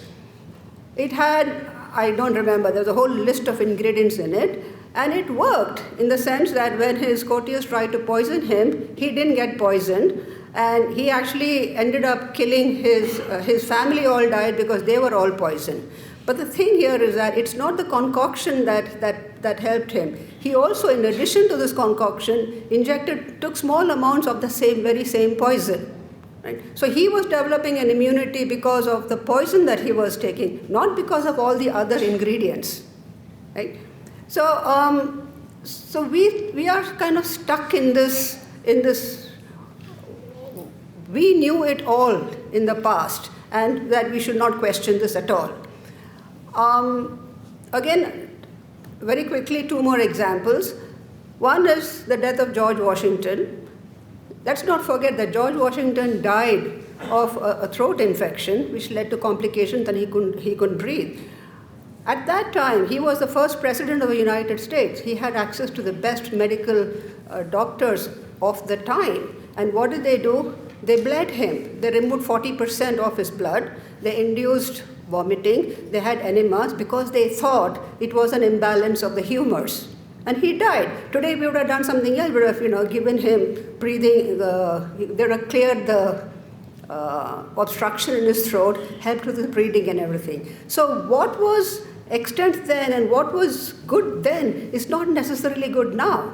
The other example is that of a physician named John Hunter, who lived in the 18th century, and he is well known to most people as the teacher of Edward Jenner, who many of you may remember as being the discoverer of the smallpox vaccine or maker of the smallpox vaccine. So John Hunter found that when the British and the French were fighting each other over something isle or the other, there was one time when 5 French soldiers who were wounded didn't have medical attention, and they crawled into a cave where they stayed without any treatment for about 4 or 5 days before being rescued. These 5 had different categories of illness, of war-related damage. One had 2 muskets in his leg, one had a bullet in his chest and he was bleeding from there. The other 3 had less severe infections. All of them recovered without any surgery, whereas similar British soldiers who were being operated upon died. And that's because the conditions were very unhygienic. People were putting their hands in to take out all these bullets, right? So John Hunter pointed out at that time that sometimes the body will heal himself, it will heal itself better than if you do something that will harm it. Today, of course, we won't leave it like that. We have the facilities to remove the bullets and to do it under proper conditions. But for his time, he made a very important statement. He also observed that when mercury was given for sexually transmitted diseases, it actually helped for, what are the 2 major ones? Syphilis. It helped for syphilis, but it had no effect whatsoever on gonorrhea. Gonorrhea cleared by itself. So you can see how this comes. A lot of what we call traditional medicine relies on the body curing itself. So what is wrong with ancient wisdom, blah, blah, blah, blah, blah. Some of the problems with biological research today in the country is partly because of how scientists view science. There are issues, some of them have already been pointed out. The nature of science has changed, and there are very few scientists, actually, I have to say, who are interested and are capable of an academic pursuit of science. The others are in it essentially because it's a career and a job. So that's one problem that we have. The other is, of course, our policies. And I don't know if you read the budgetary details this year, but there's been a 50% increase in the budget of the Ayush Ministry. It has gone up from 800 to 1200 crores, which is a very substantial increase. The Department of Science and Technology, which runs large numbers of programs, got a nominal 15% increase, and to a total of about 7,900 crores, of which 2,000 crores has been earmarked for a completely new initiative called the National Research Foundation. This is meant to help to promote research in the smaller universities and campuses, which is an excellent initiative, but there is nothing on the ground so far. So while we say that DST got a small increase, it's really not even a 15% increase, whereas Ayush Ministry got a 40% or 50% increase. And what I'm seeing now is that scientists are playing the game. Because money is available with under the Ayush scheme, they will put up Ayush proposals and then do a few experiments just to show that something works or something doesn't work, and use the rest of the money for whatever it is that they normally do in their labs. So they're actually subverting the system, but they're playing the game. This is the only way to get money, and so that's what they do. So this is the other problem. The third problem is, I think, that the Ministry of Science and Technology is considered to be a sort of a punishment posting. No politician, no senior politician wants to be Minister for Science and Technology because there's nothing that he can show to his constituents, which is why we are always asked to give him or her a product that they can talk about.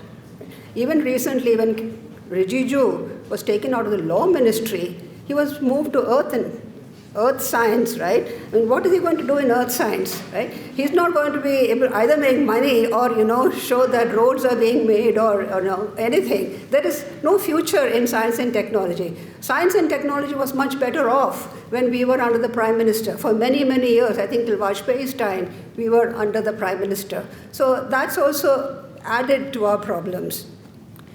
Finally, lessons from the pandemic, apart from not being able to deal with incoming data, there was a lot of drum beating about Covaxin, right? The indigenously produced vaccine. What is Covaxin? It's just an inactivated virus. You grow the virus, you kill it, and you inject it. It's the most basic vaccine that people have been using for decades. There was no technological advance. And while the world has gone ahead and made mRNA vaccines and vectored vaccines, we haven't. Africa has made its own mRNA vaccine, and we haven't. Right? So we are so happy with ourselves. We talk about billions of people having been vaccinated, and then we sit back. We don't take it further. And the pity is that even though we've vaccinated like 500 million, 500 million people at least, we have no data. Nobody actually followed them up to look at proper efficacy studies. Nobody is looking at long COVID. This is a huge cohort that is not available anywhere else in the world, and we're not doing it because we are happy with this, with this little thing. We just sit back and we say, we've done this great thing, and we can now move on to whatever it is that we were doing. So I think scientists in India also need to take a very good look at themselves, a critical evaluation of themselves, and see whether what they're doing is actually in tune with scientific methodology and scientific temper. How science is to be defended is specifically the question of funding and how funding should be done in order to promote science and scientific method. Yet another very multi-dimensional personality, Amitabh Joshi, is a friend, and we became friend by chance.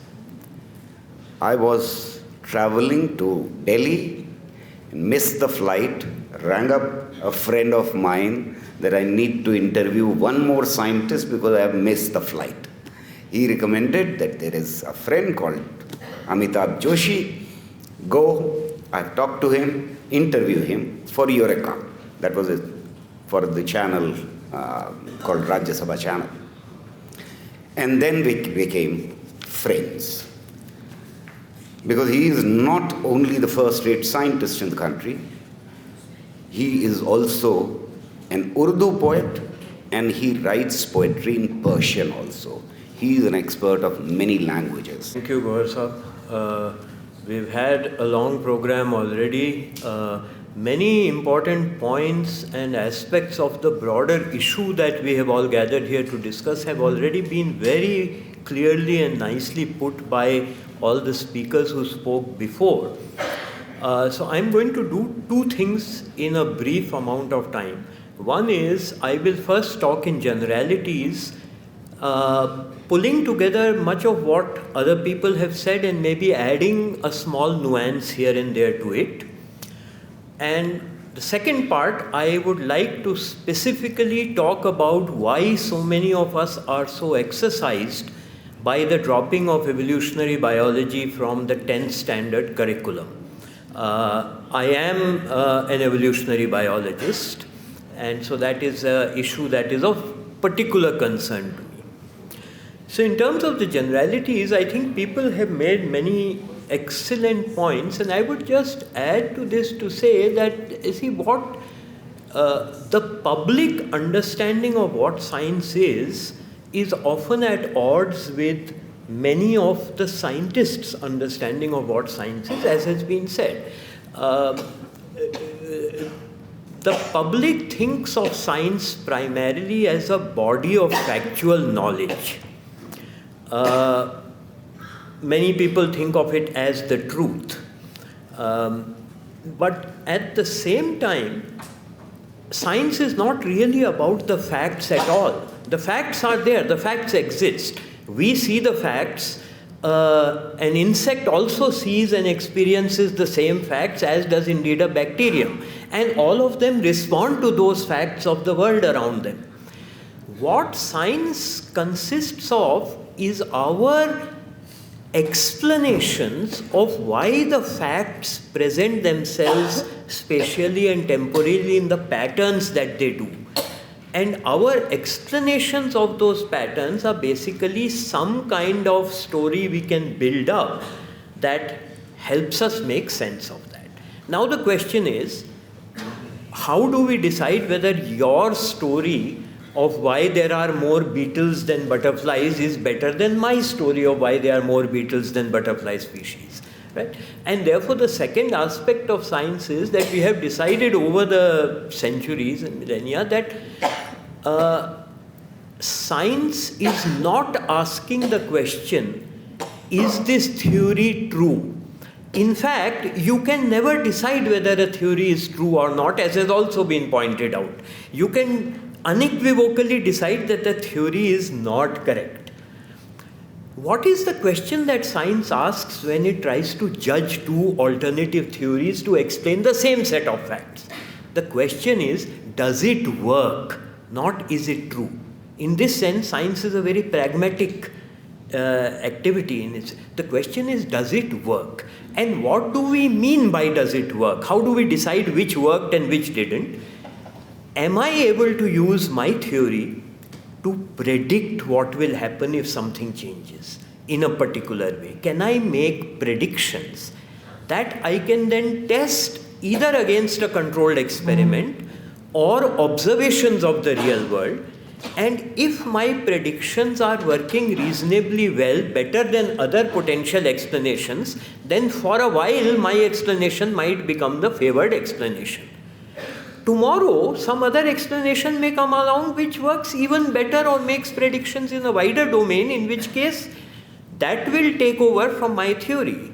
In fact, Professor Gadakkar, one of the great evolutionary biologists of India, is often fond of saying that scientific theories are like candles. They eventually burn themselves out, but while they are burning, they shed quite a lot of light around them. They are not eternal lamps that will always be there. They are candles which will burn out.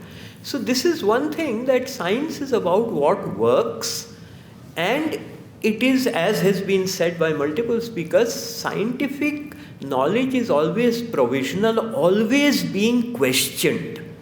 This is the big difference between science and most traditional religious systems, whether deriving from religious scriptures or not. There are non-religious traditional knowledge systems also. The big difference is that in science we are always trying to knock down our theory.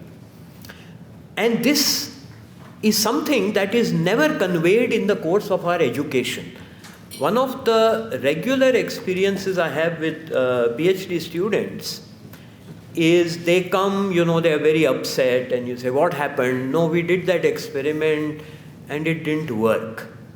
And I'm like, what does that even mean, that the experiment did work? I mean, you set fire to the lab by mistake or something, that would be the experiment didn't work.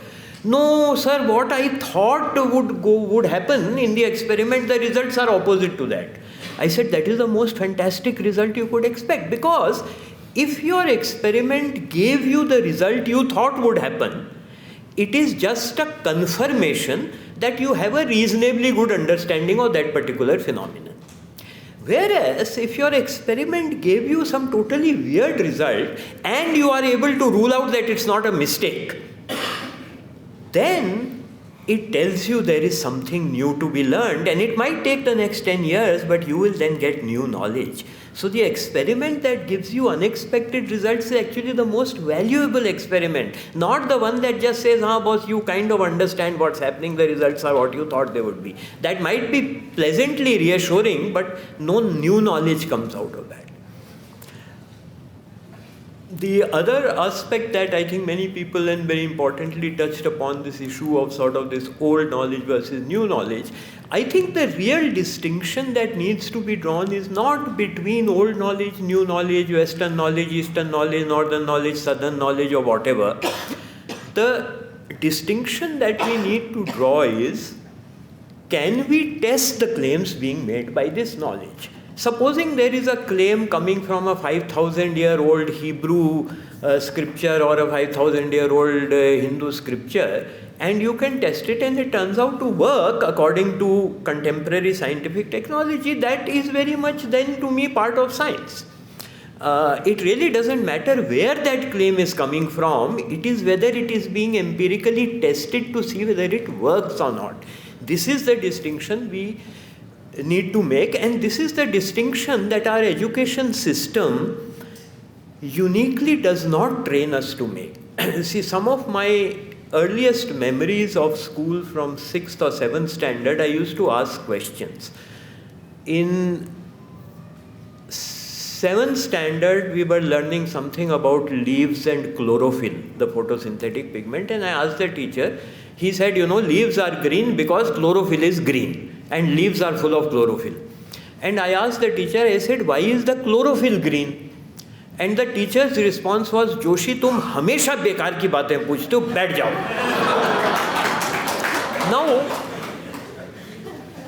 my point is, I completely understand that at the age of 11, I may not have been able to understand why chlorophyll is green. But if I was the teacher, you could also say that, that's a very interesting and valid question. Wait 2-3 years, when you learn little bit more of chemistry, you will understand why things have different colors. And it will become clear to you at that time. Similarly, when we teach, 11th, 12th standard, our biology teacher used to say, there was this very famous class book of botany by A.C. Datta.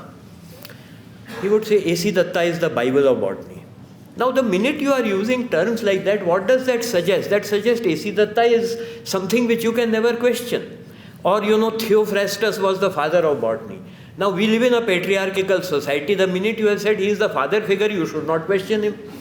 So, we get, these are the words we use, the phrases we use affect the way we think. Subconsciously, the way we teach science, we don't teach science as a process.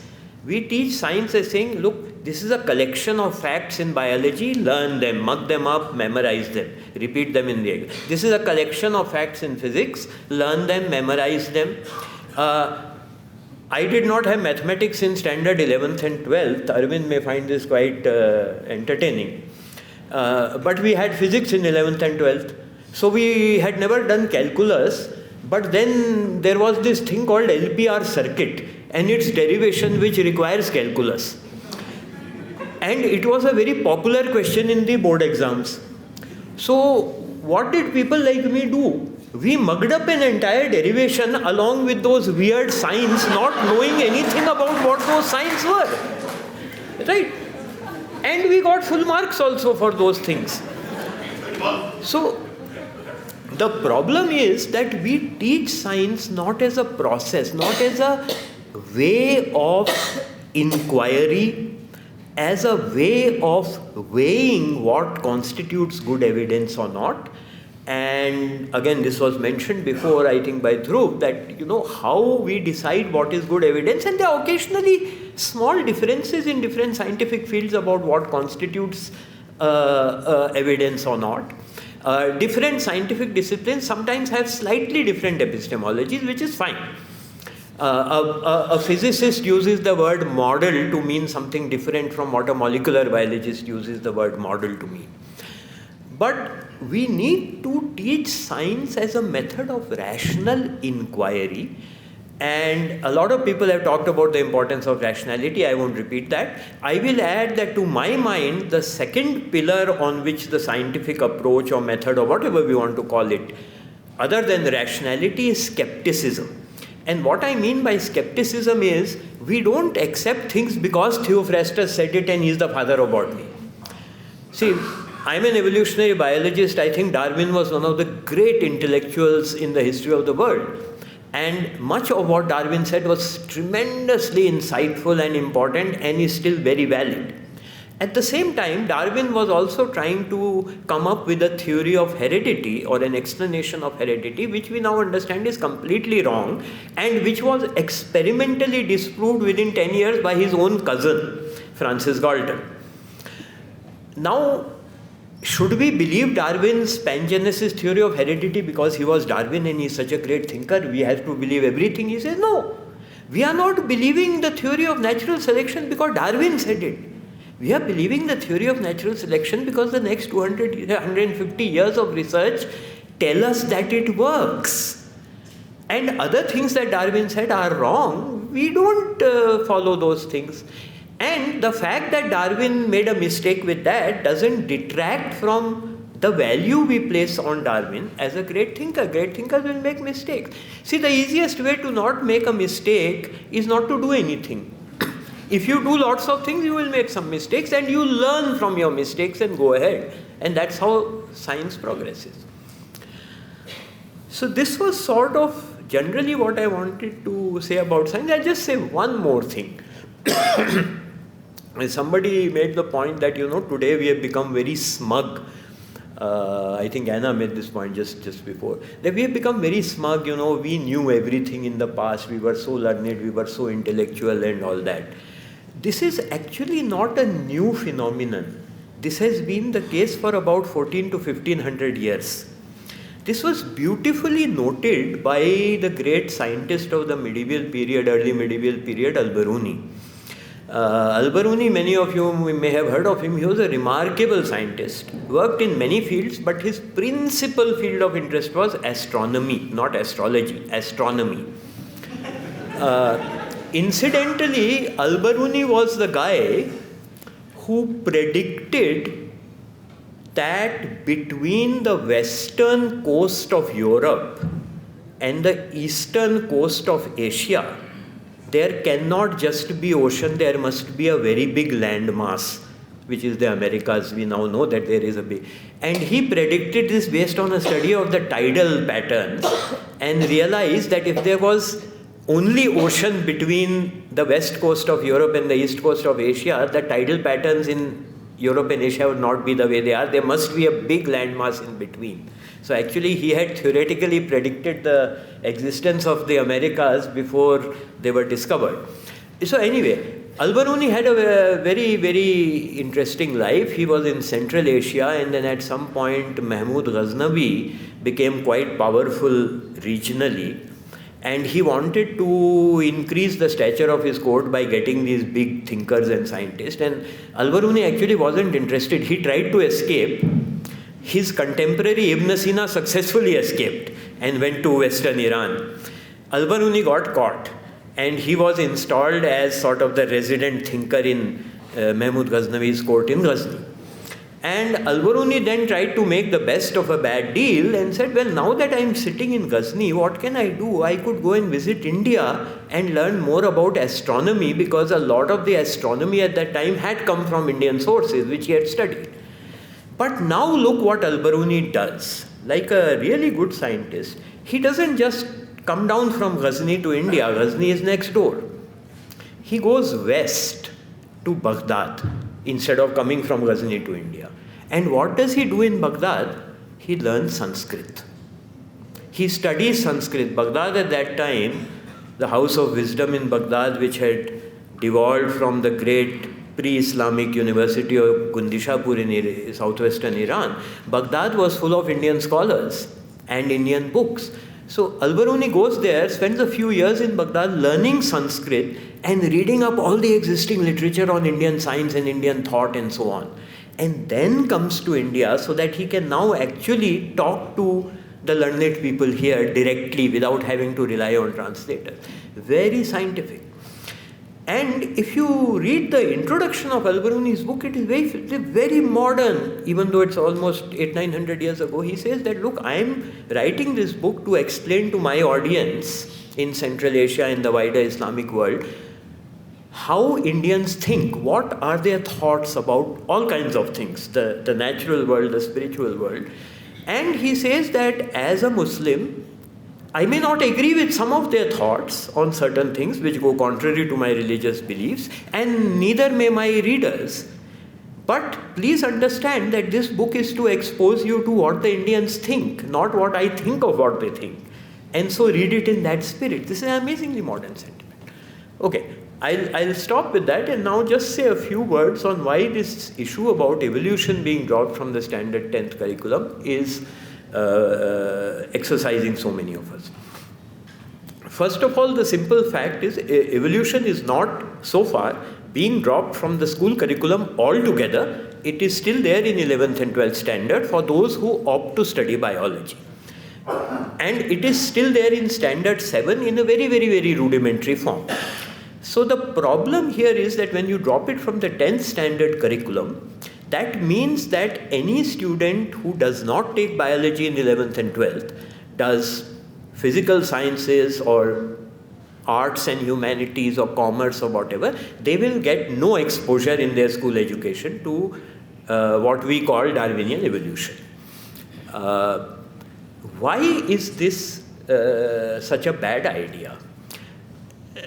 There are multiple reasons for this. See, evolutionary biology is important at multiple levels, both in the context of biology as an academic discipline, in the context of solving practically every major problem we face in terms of either agriculture or climate change or biomedical problems.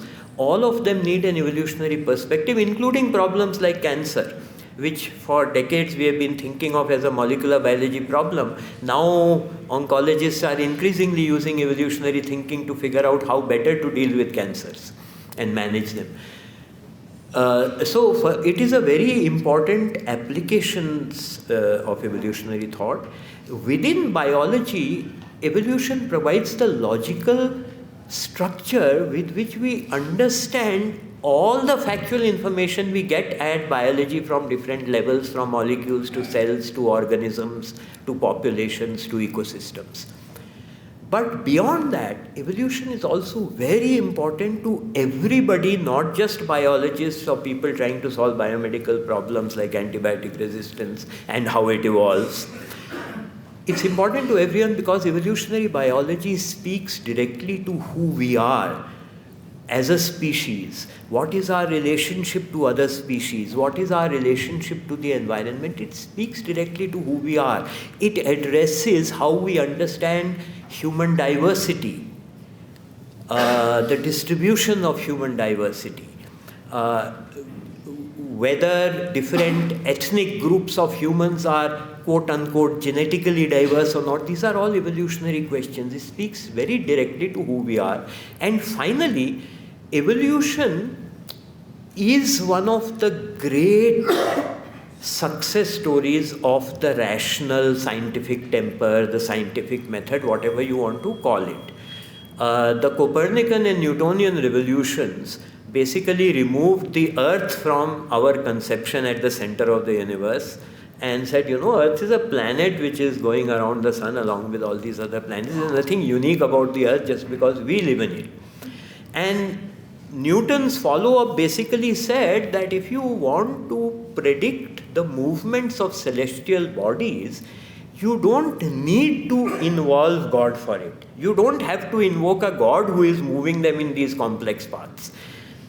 Simple set of rules can explain all the planetary motions and so on.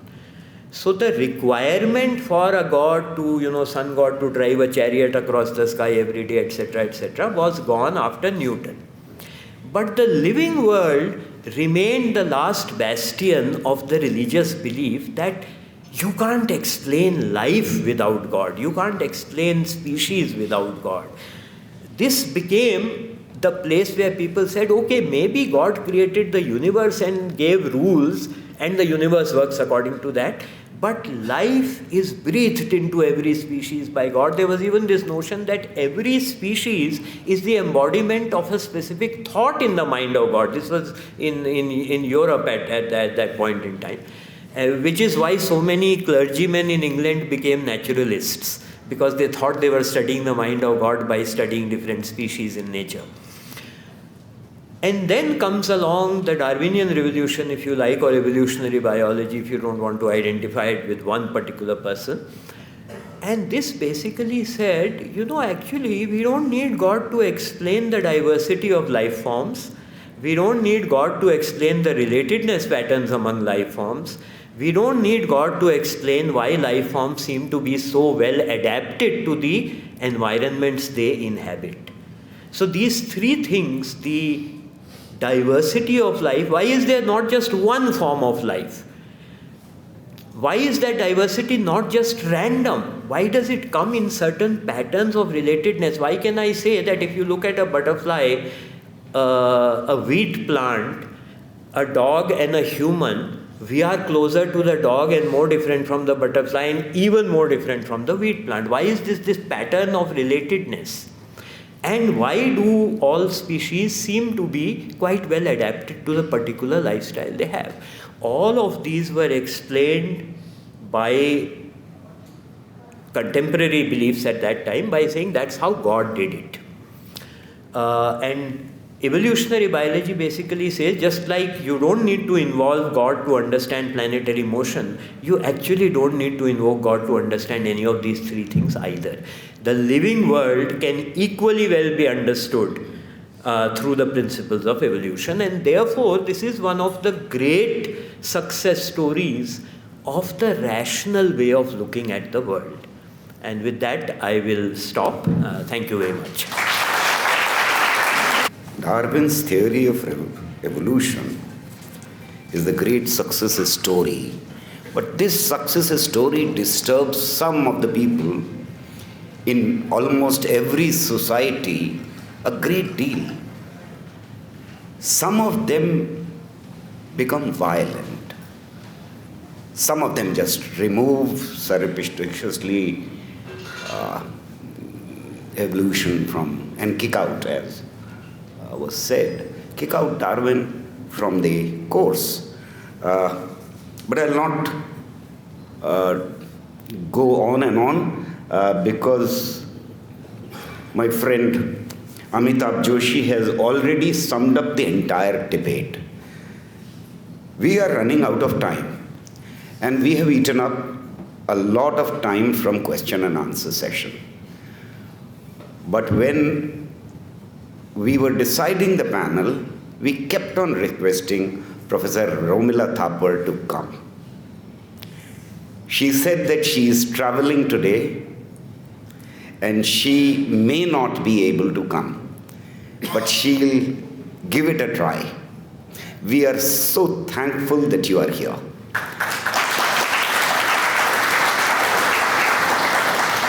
She has not only come here to say that she is with those who want to defend science and scientific method.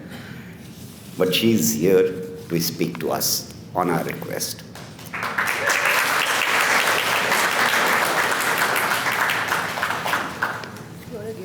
I'm sure many of you would have read her book where she deals with rationality in Indian society through the ages. Please. So my apologies. Yes, I was not supposed to be. I was not supposed to be in Delhi, and I came a day earlier and made the mistake of asking Harsha Hegde where this meeting was. So of course I got cornered. I don't quite know where to begin because it's a very, very complicated subject for us at this moment. I think there isn't enough dialogue between scientists and non-scientists. This is very sadly missing. There are a few. There are a few scientists and a few non-scientists who understand what the other one is doing and what the issues are, but very few. I am, for example, appalled, and I deliberately use the word appalled, by the number of people I have met, heard, listened to, who claim very proudly that they are scientists, and they're speaking as scientists. And what are they talking about? They're talking about the fantasies about ancient Indian history that are currently being propagated.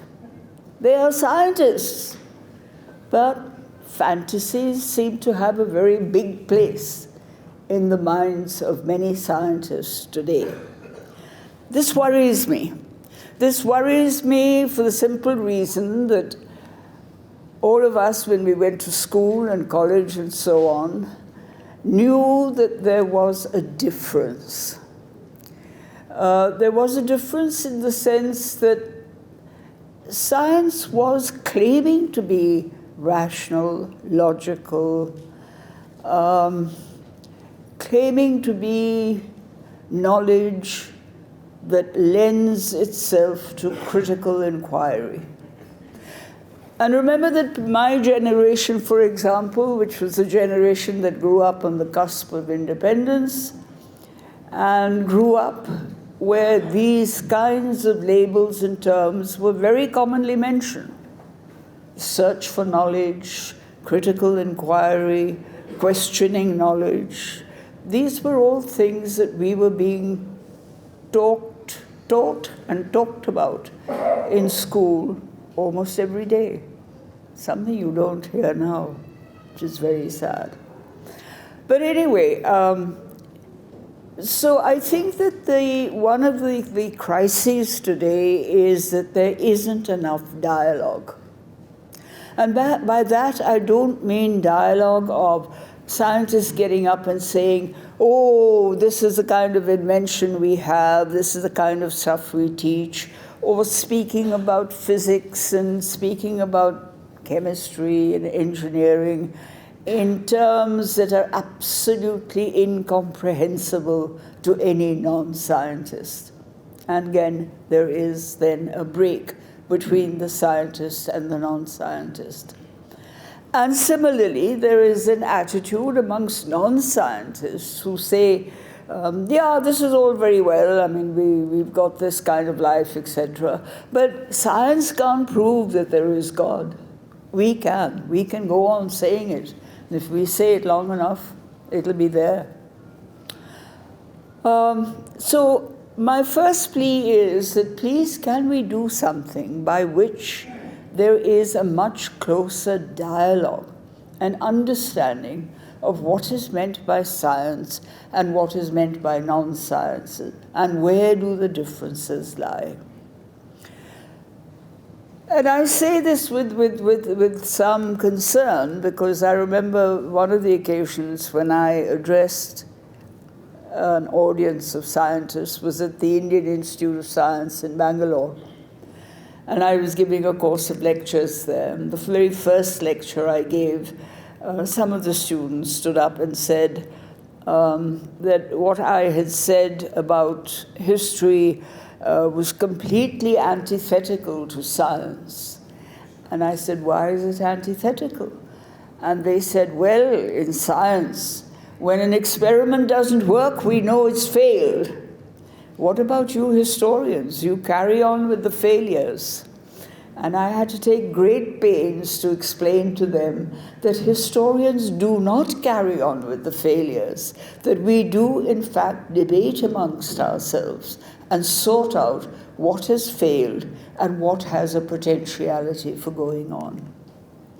But anyway, the other thing that they, the other problem that they had was that science predicts. Historians don't predict. And I said, thank God, historians don't predict.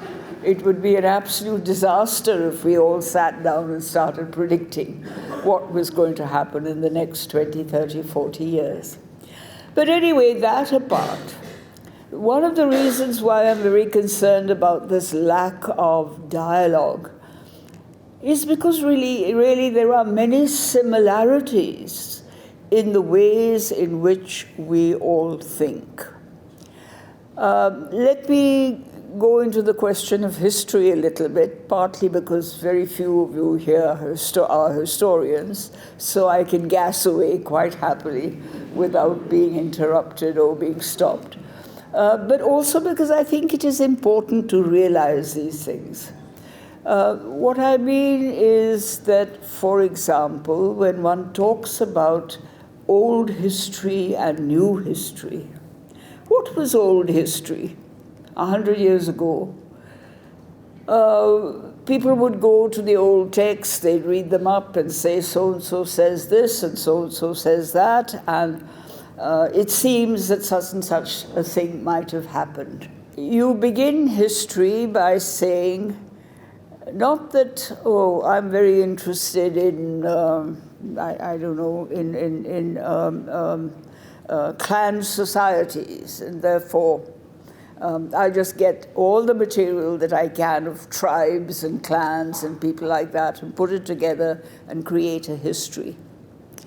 The social scientist says, what is the question behind your interest? Why are you interested in a particular kind of society, and why do you wish to investigate that society? So it begins with a question. And this is extremely important because I do feel very strongly, like many of you feel, and like many others outside this room feel, that knowledge cannot advance unless it is questioned. If you don't question existing knowledge, doesn't matter how secure and certain you may be, if you don't allow it to be questioned, your knowledge becomes static and stagnant. It doesn't advance. Similarly, with history and the social sciences, if you don't question the existing knowledge and say, could it have been different? Could it have been superior? Could it have been more effective? Or whatever the question may be, you're stuck repeating the same thing again and again. And this is one of the crises that we're facing now, that history is becoming like a catechism. We all know what the questions will be, we all know what the answers will be. And all that the student is expected to do is to produce the given answers to given questions. That is not knowledge. That is catechism. And the Jesuits, at least, were very clear and drew a distinction between knowledge and catechism. And I think we should do the same. We should realize that knowledge is a system of questioning. So how do we then help ourselves as historians if we do what one of these students in Bangalore chastised me for and said, there's no such thing as a historical method. There is only one method. It's the scientific method. All right. So if we historians borrow from the scientific method, what do? And when I was trying to explain all this to some of my students in JNU, who really were in the beginning, very unclear about the difference between science and history, social sciences, humanities, literature, and so on, I used to say, think about when you've asked your basic question about the research you want to do or the subject you want to study, go to the 4 A's. And what were the 4 A's? First of all, the artifact. What is the object from which you're getting evidence? Is it a text? Is it an artifact, an archaeological artifact? Is it some other object? Because that, in a sense, determines the kind of evidence you're going to get and how you're going to be using that evidence. And this is very, very important. And together with this, absolutely fundamental, which unfortunately our teaching today is increasingly leaching out, taking out, testing the reliability of the evidence. This is absolutely fundamental in history. You cannot make a statement without being able to say, this is my evidence and this is reliably tested evidence. This is not my fantasy, this is not my imagination. This is not what I like to think the past should have been like.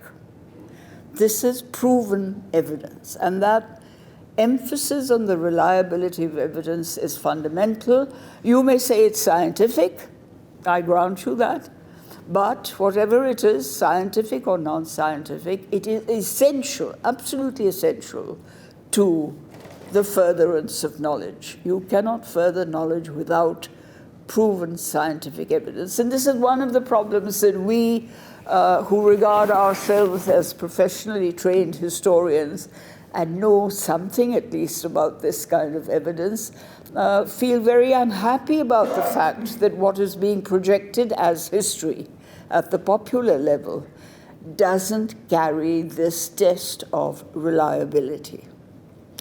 All right, so that's one of the side aspects of one of the A's, the artifact. Then we come to the author. And this is something that historians are beginning to learn, have been learning only in the last few years. That when you pick up a text, if it is the Kautilya Arthashastra, for example, the first question you ask yourself is, who was Kautilya? What were his politics? What was his intellectual enterprise? Who was he working for? What was his purpose in writing the book? These are all fundamental questions that you have to ask of every single author. And I'm sorry to say that I got the feeling, after meeting many students of science, certainly, that scientists don't always ask that question. How many scientists are there, biologists in this country, who would be able to tell us, with the clarity which we just heard, about Darwin and evolution?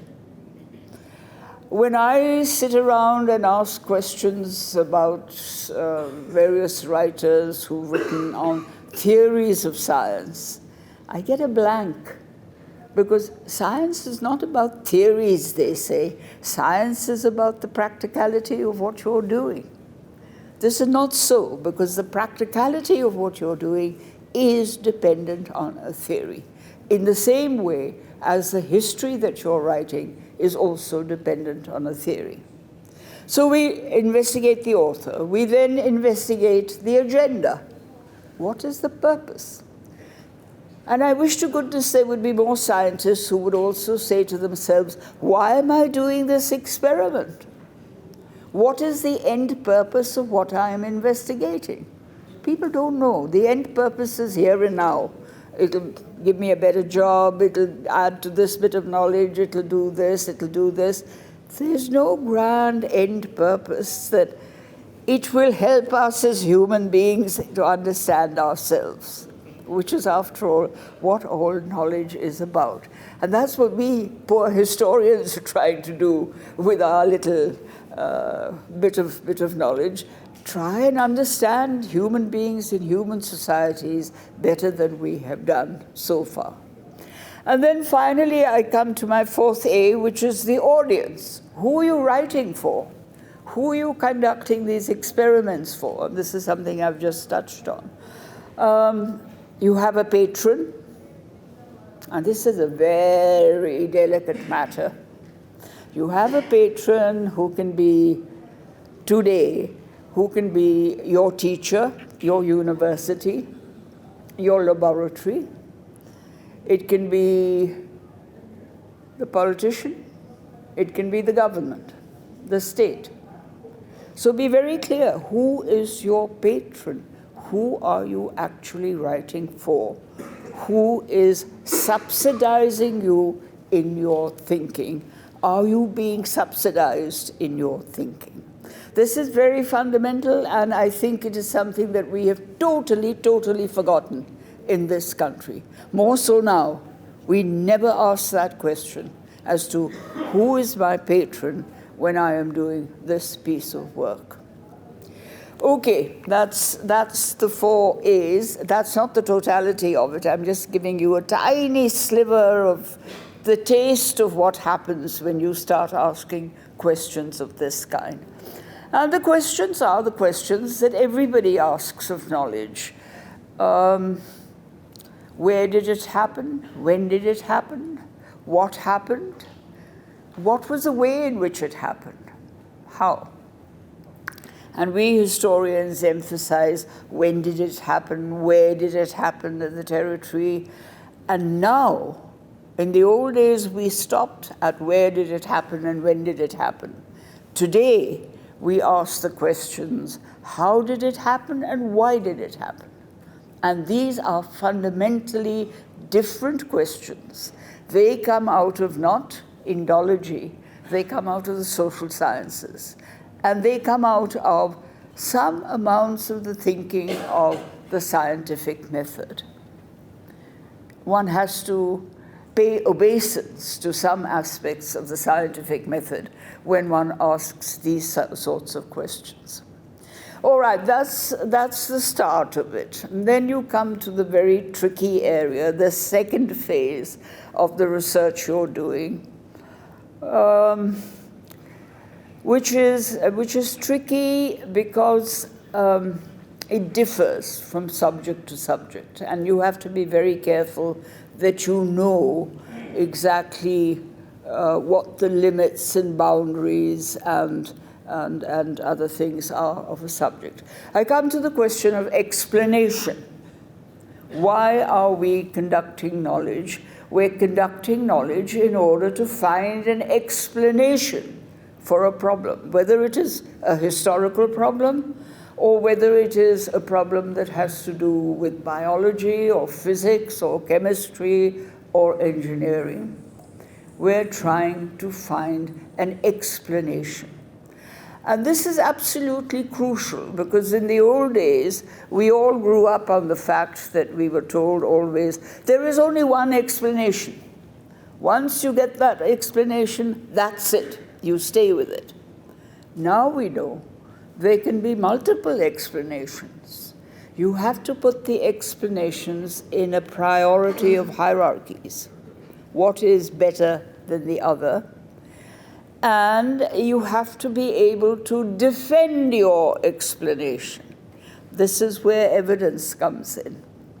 If I say that we had Pushpa Vimans that were aeroplanes in the Ramayana, this may explain how Ram, Sita, and Hanuman got so quickly from Sri Lanka to Ayodhya.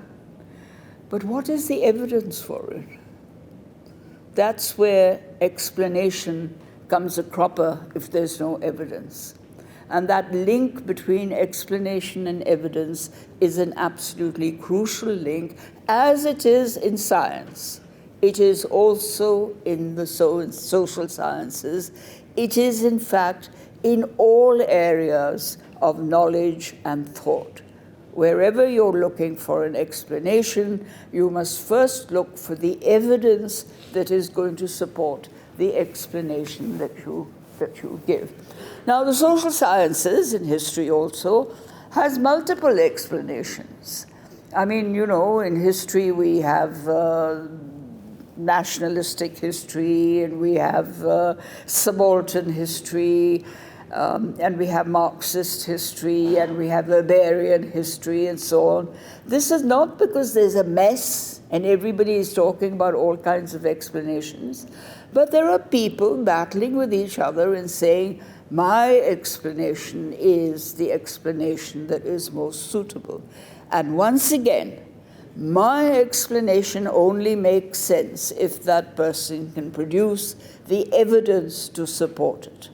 So we're back to that nexus, which is a very, very strong nexus. And explanation is, after all, the end purpose of what you're researching. You're trying to get an answer to a problem. And therefore it is very, very crucial and needs to be emphasized all the time. And it's the explanatory part that is today becoming the bone of contention.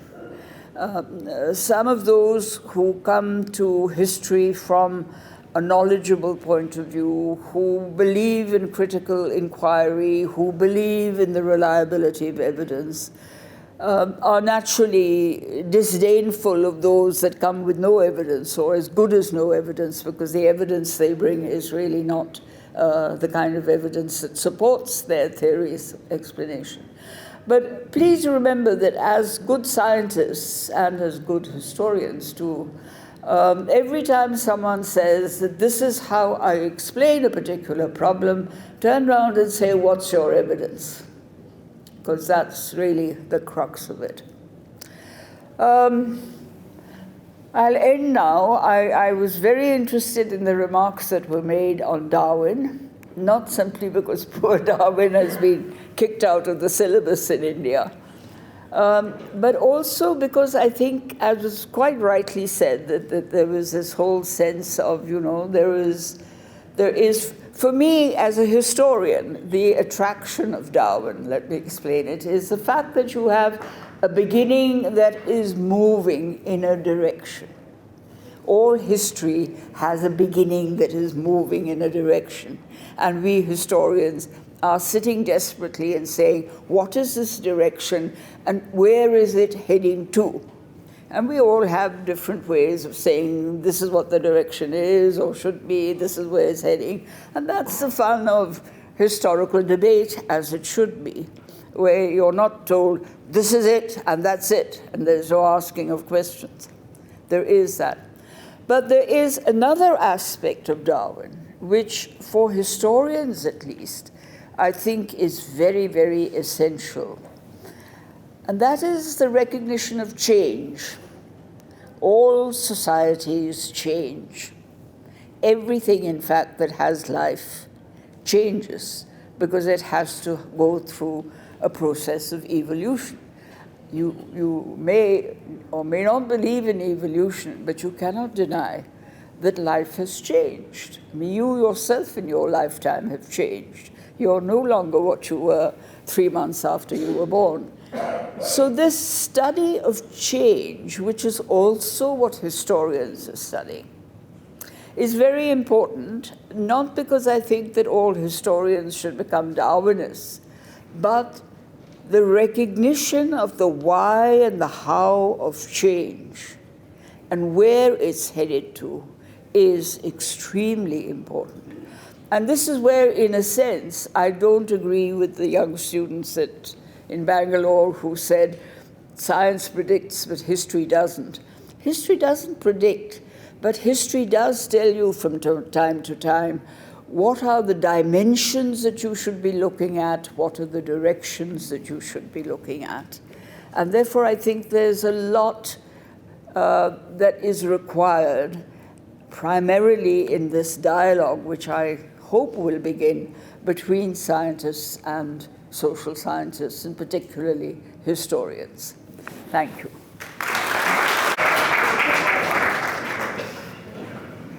This is my very unpleasant duty to tell you that we are not taking up questions. The question and discussion probably would have enriched the whole thing.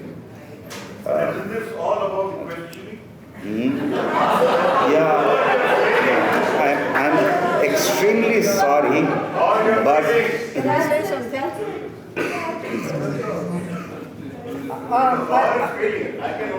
I think there's a difference between asking questions here and asking questions to individuals, but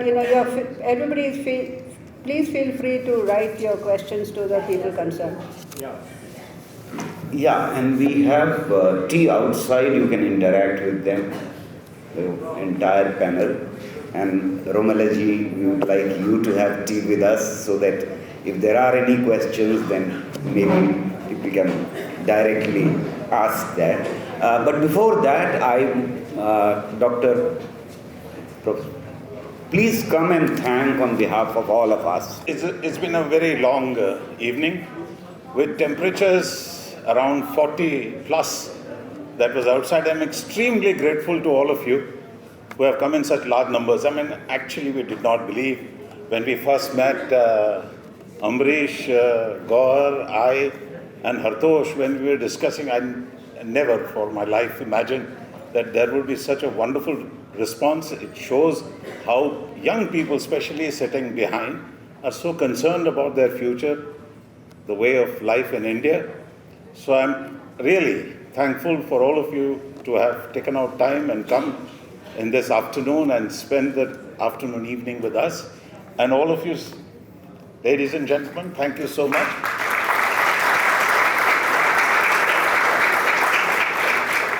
And on behalf of the people just friends who got together, I'd like to say Radhika, Anjali,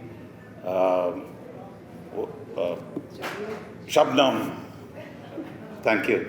Thank you so much. It's been a wonderful evening. Thank you.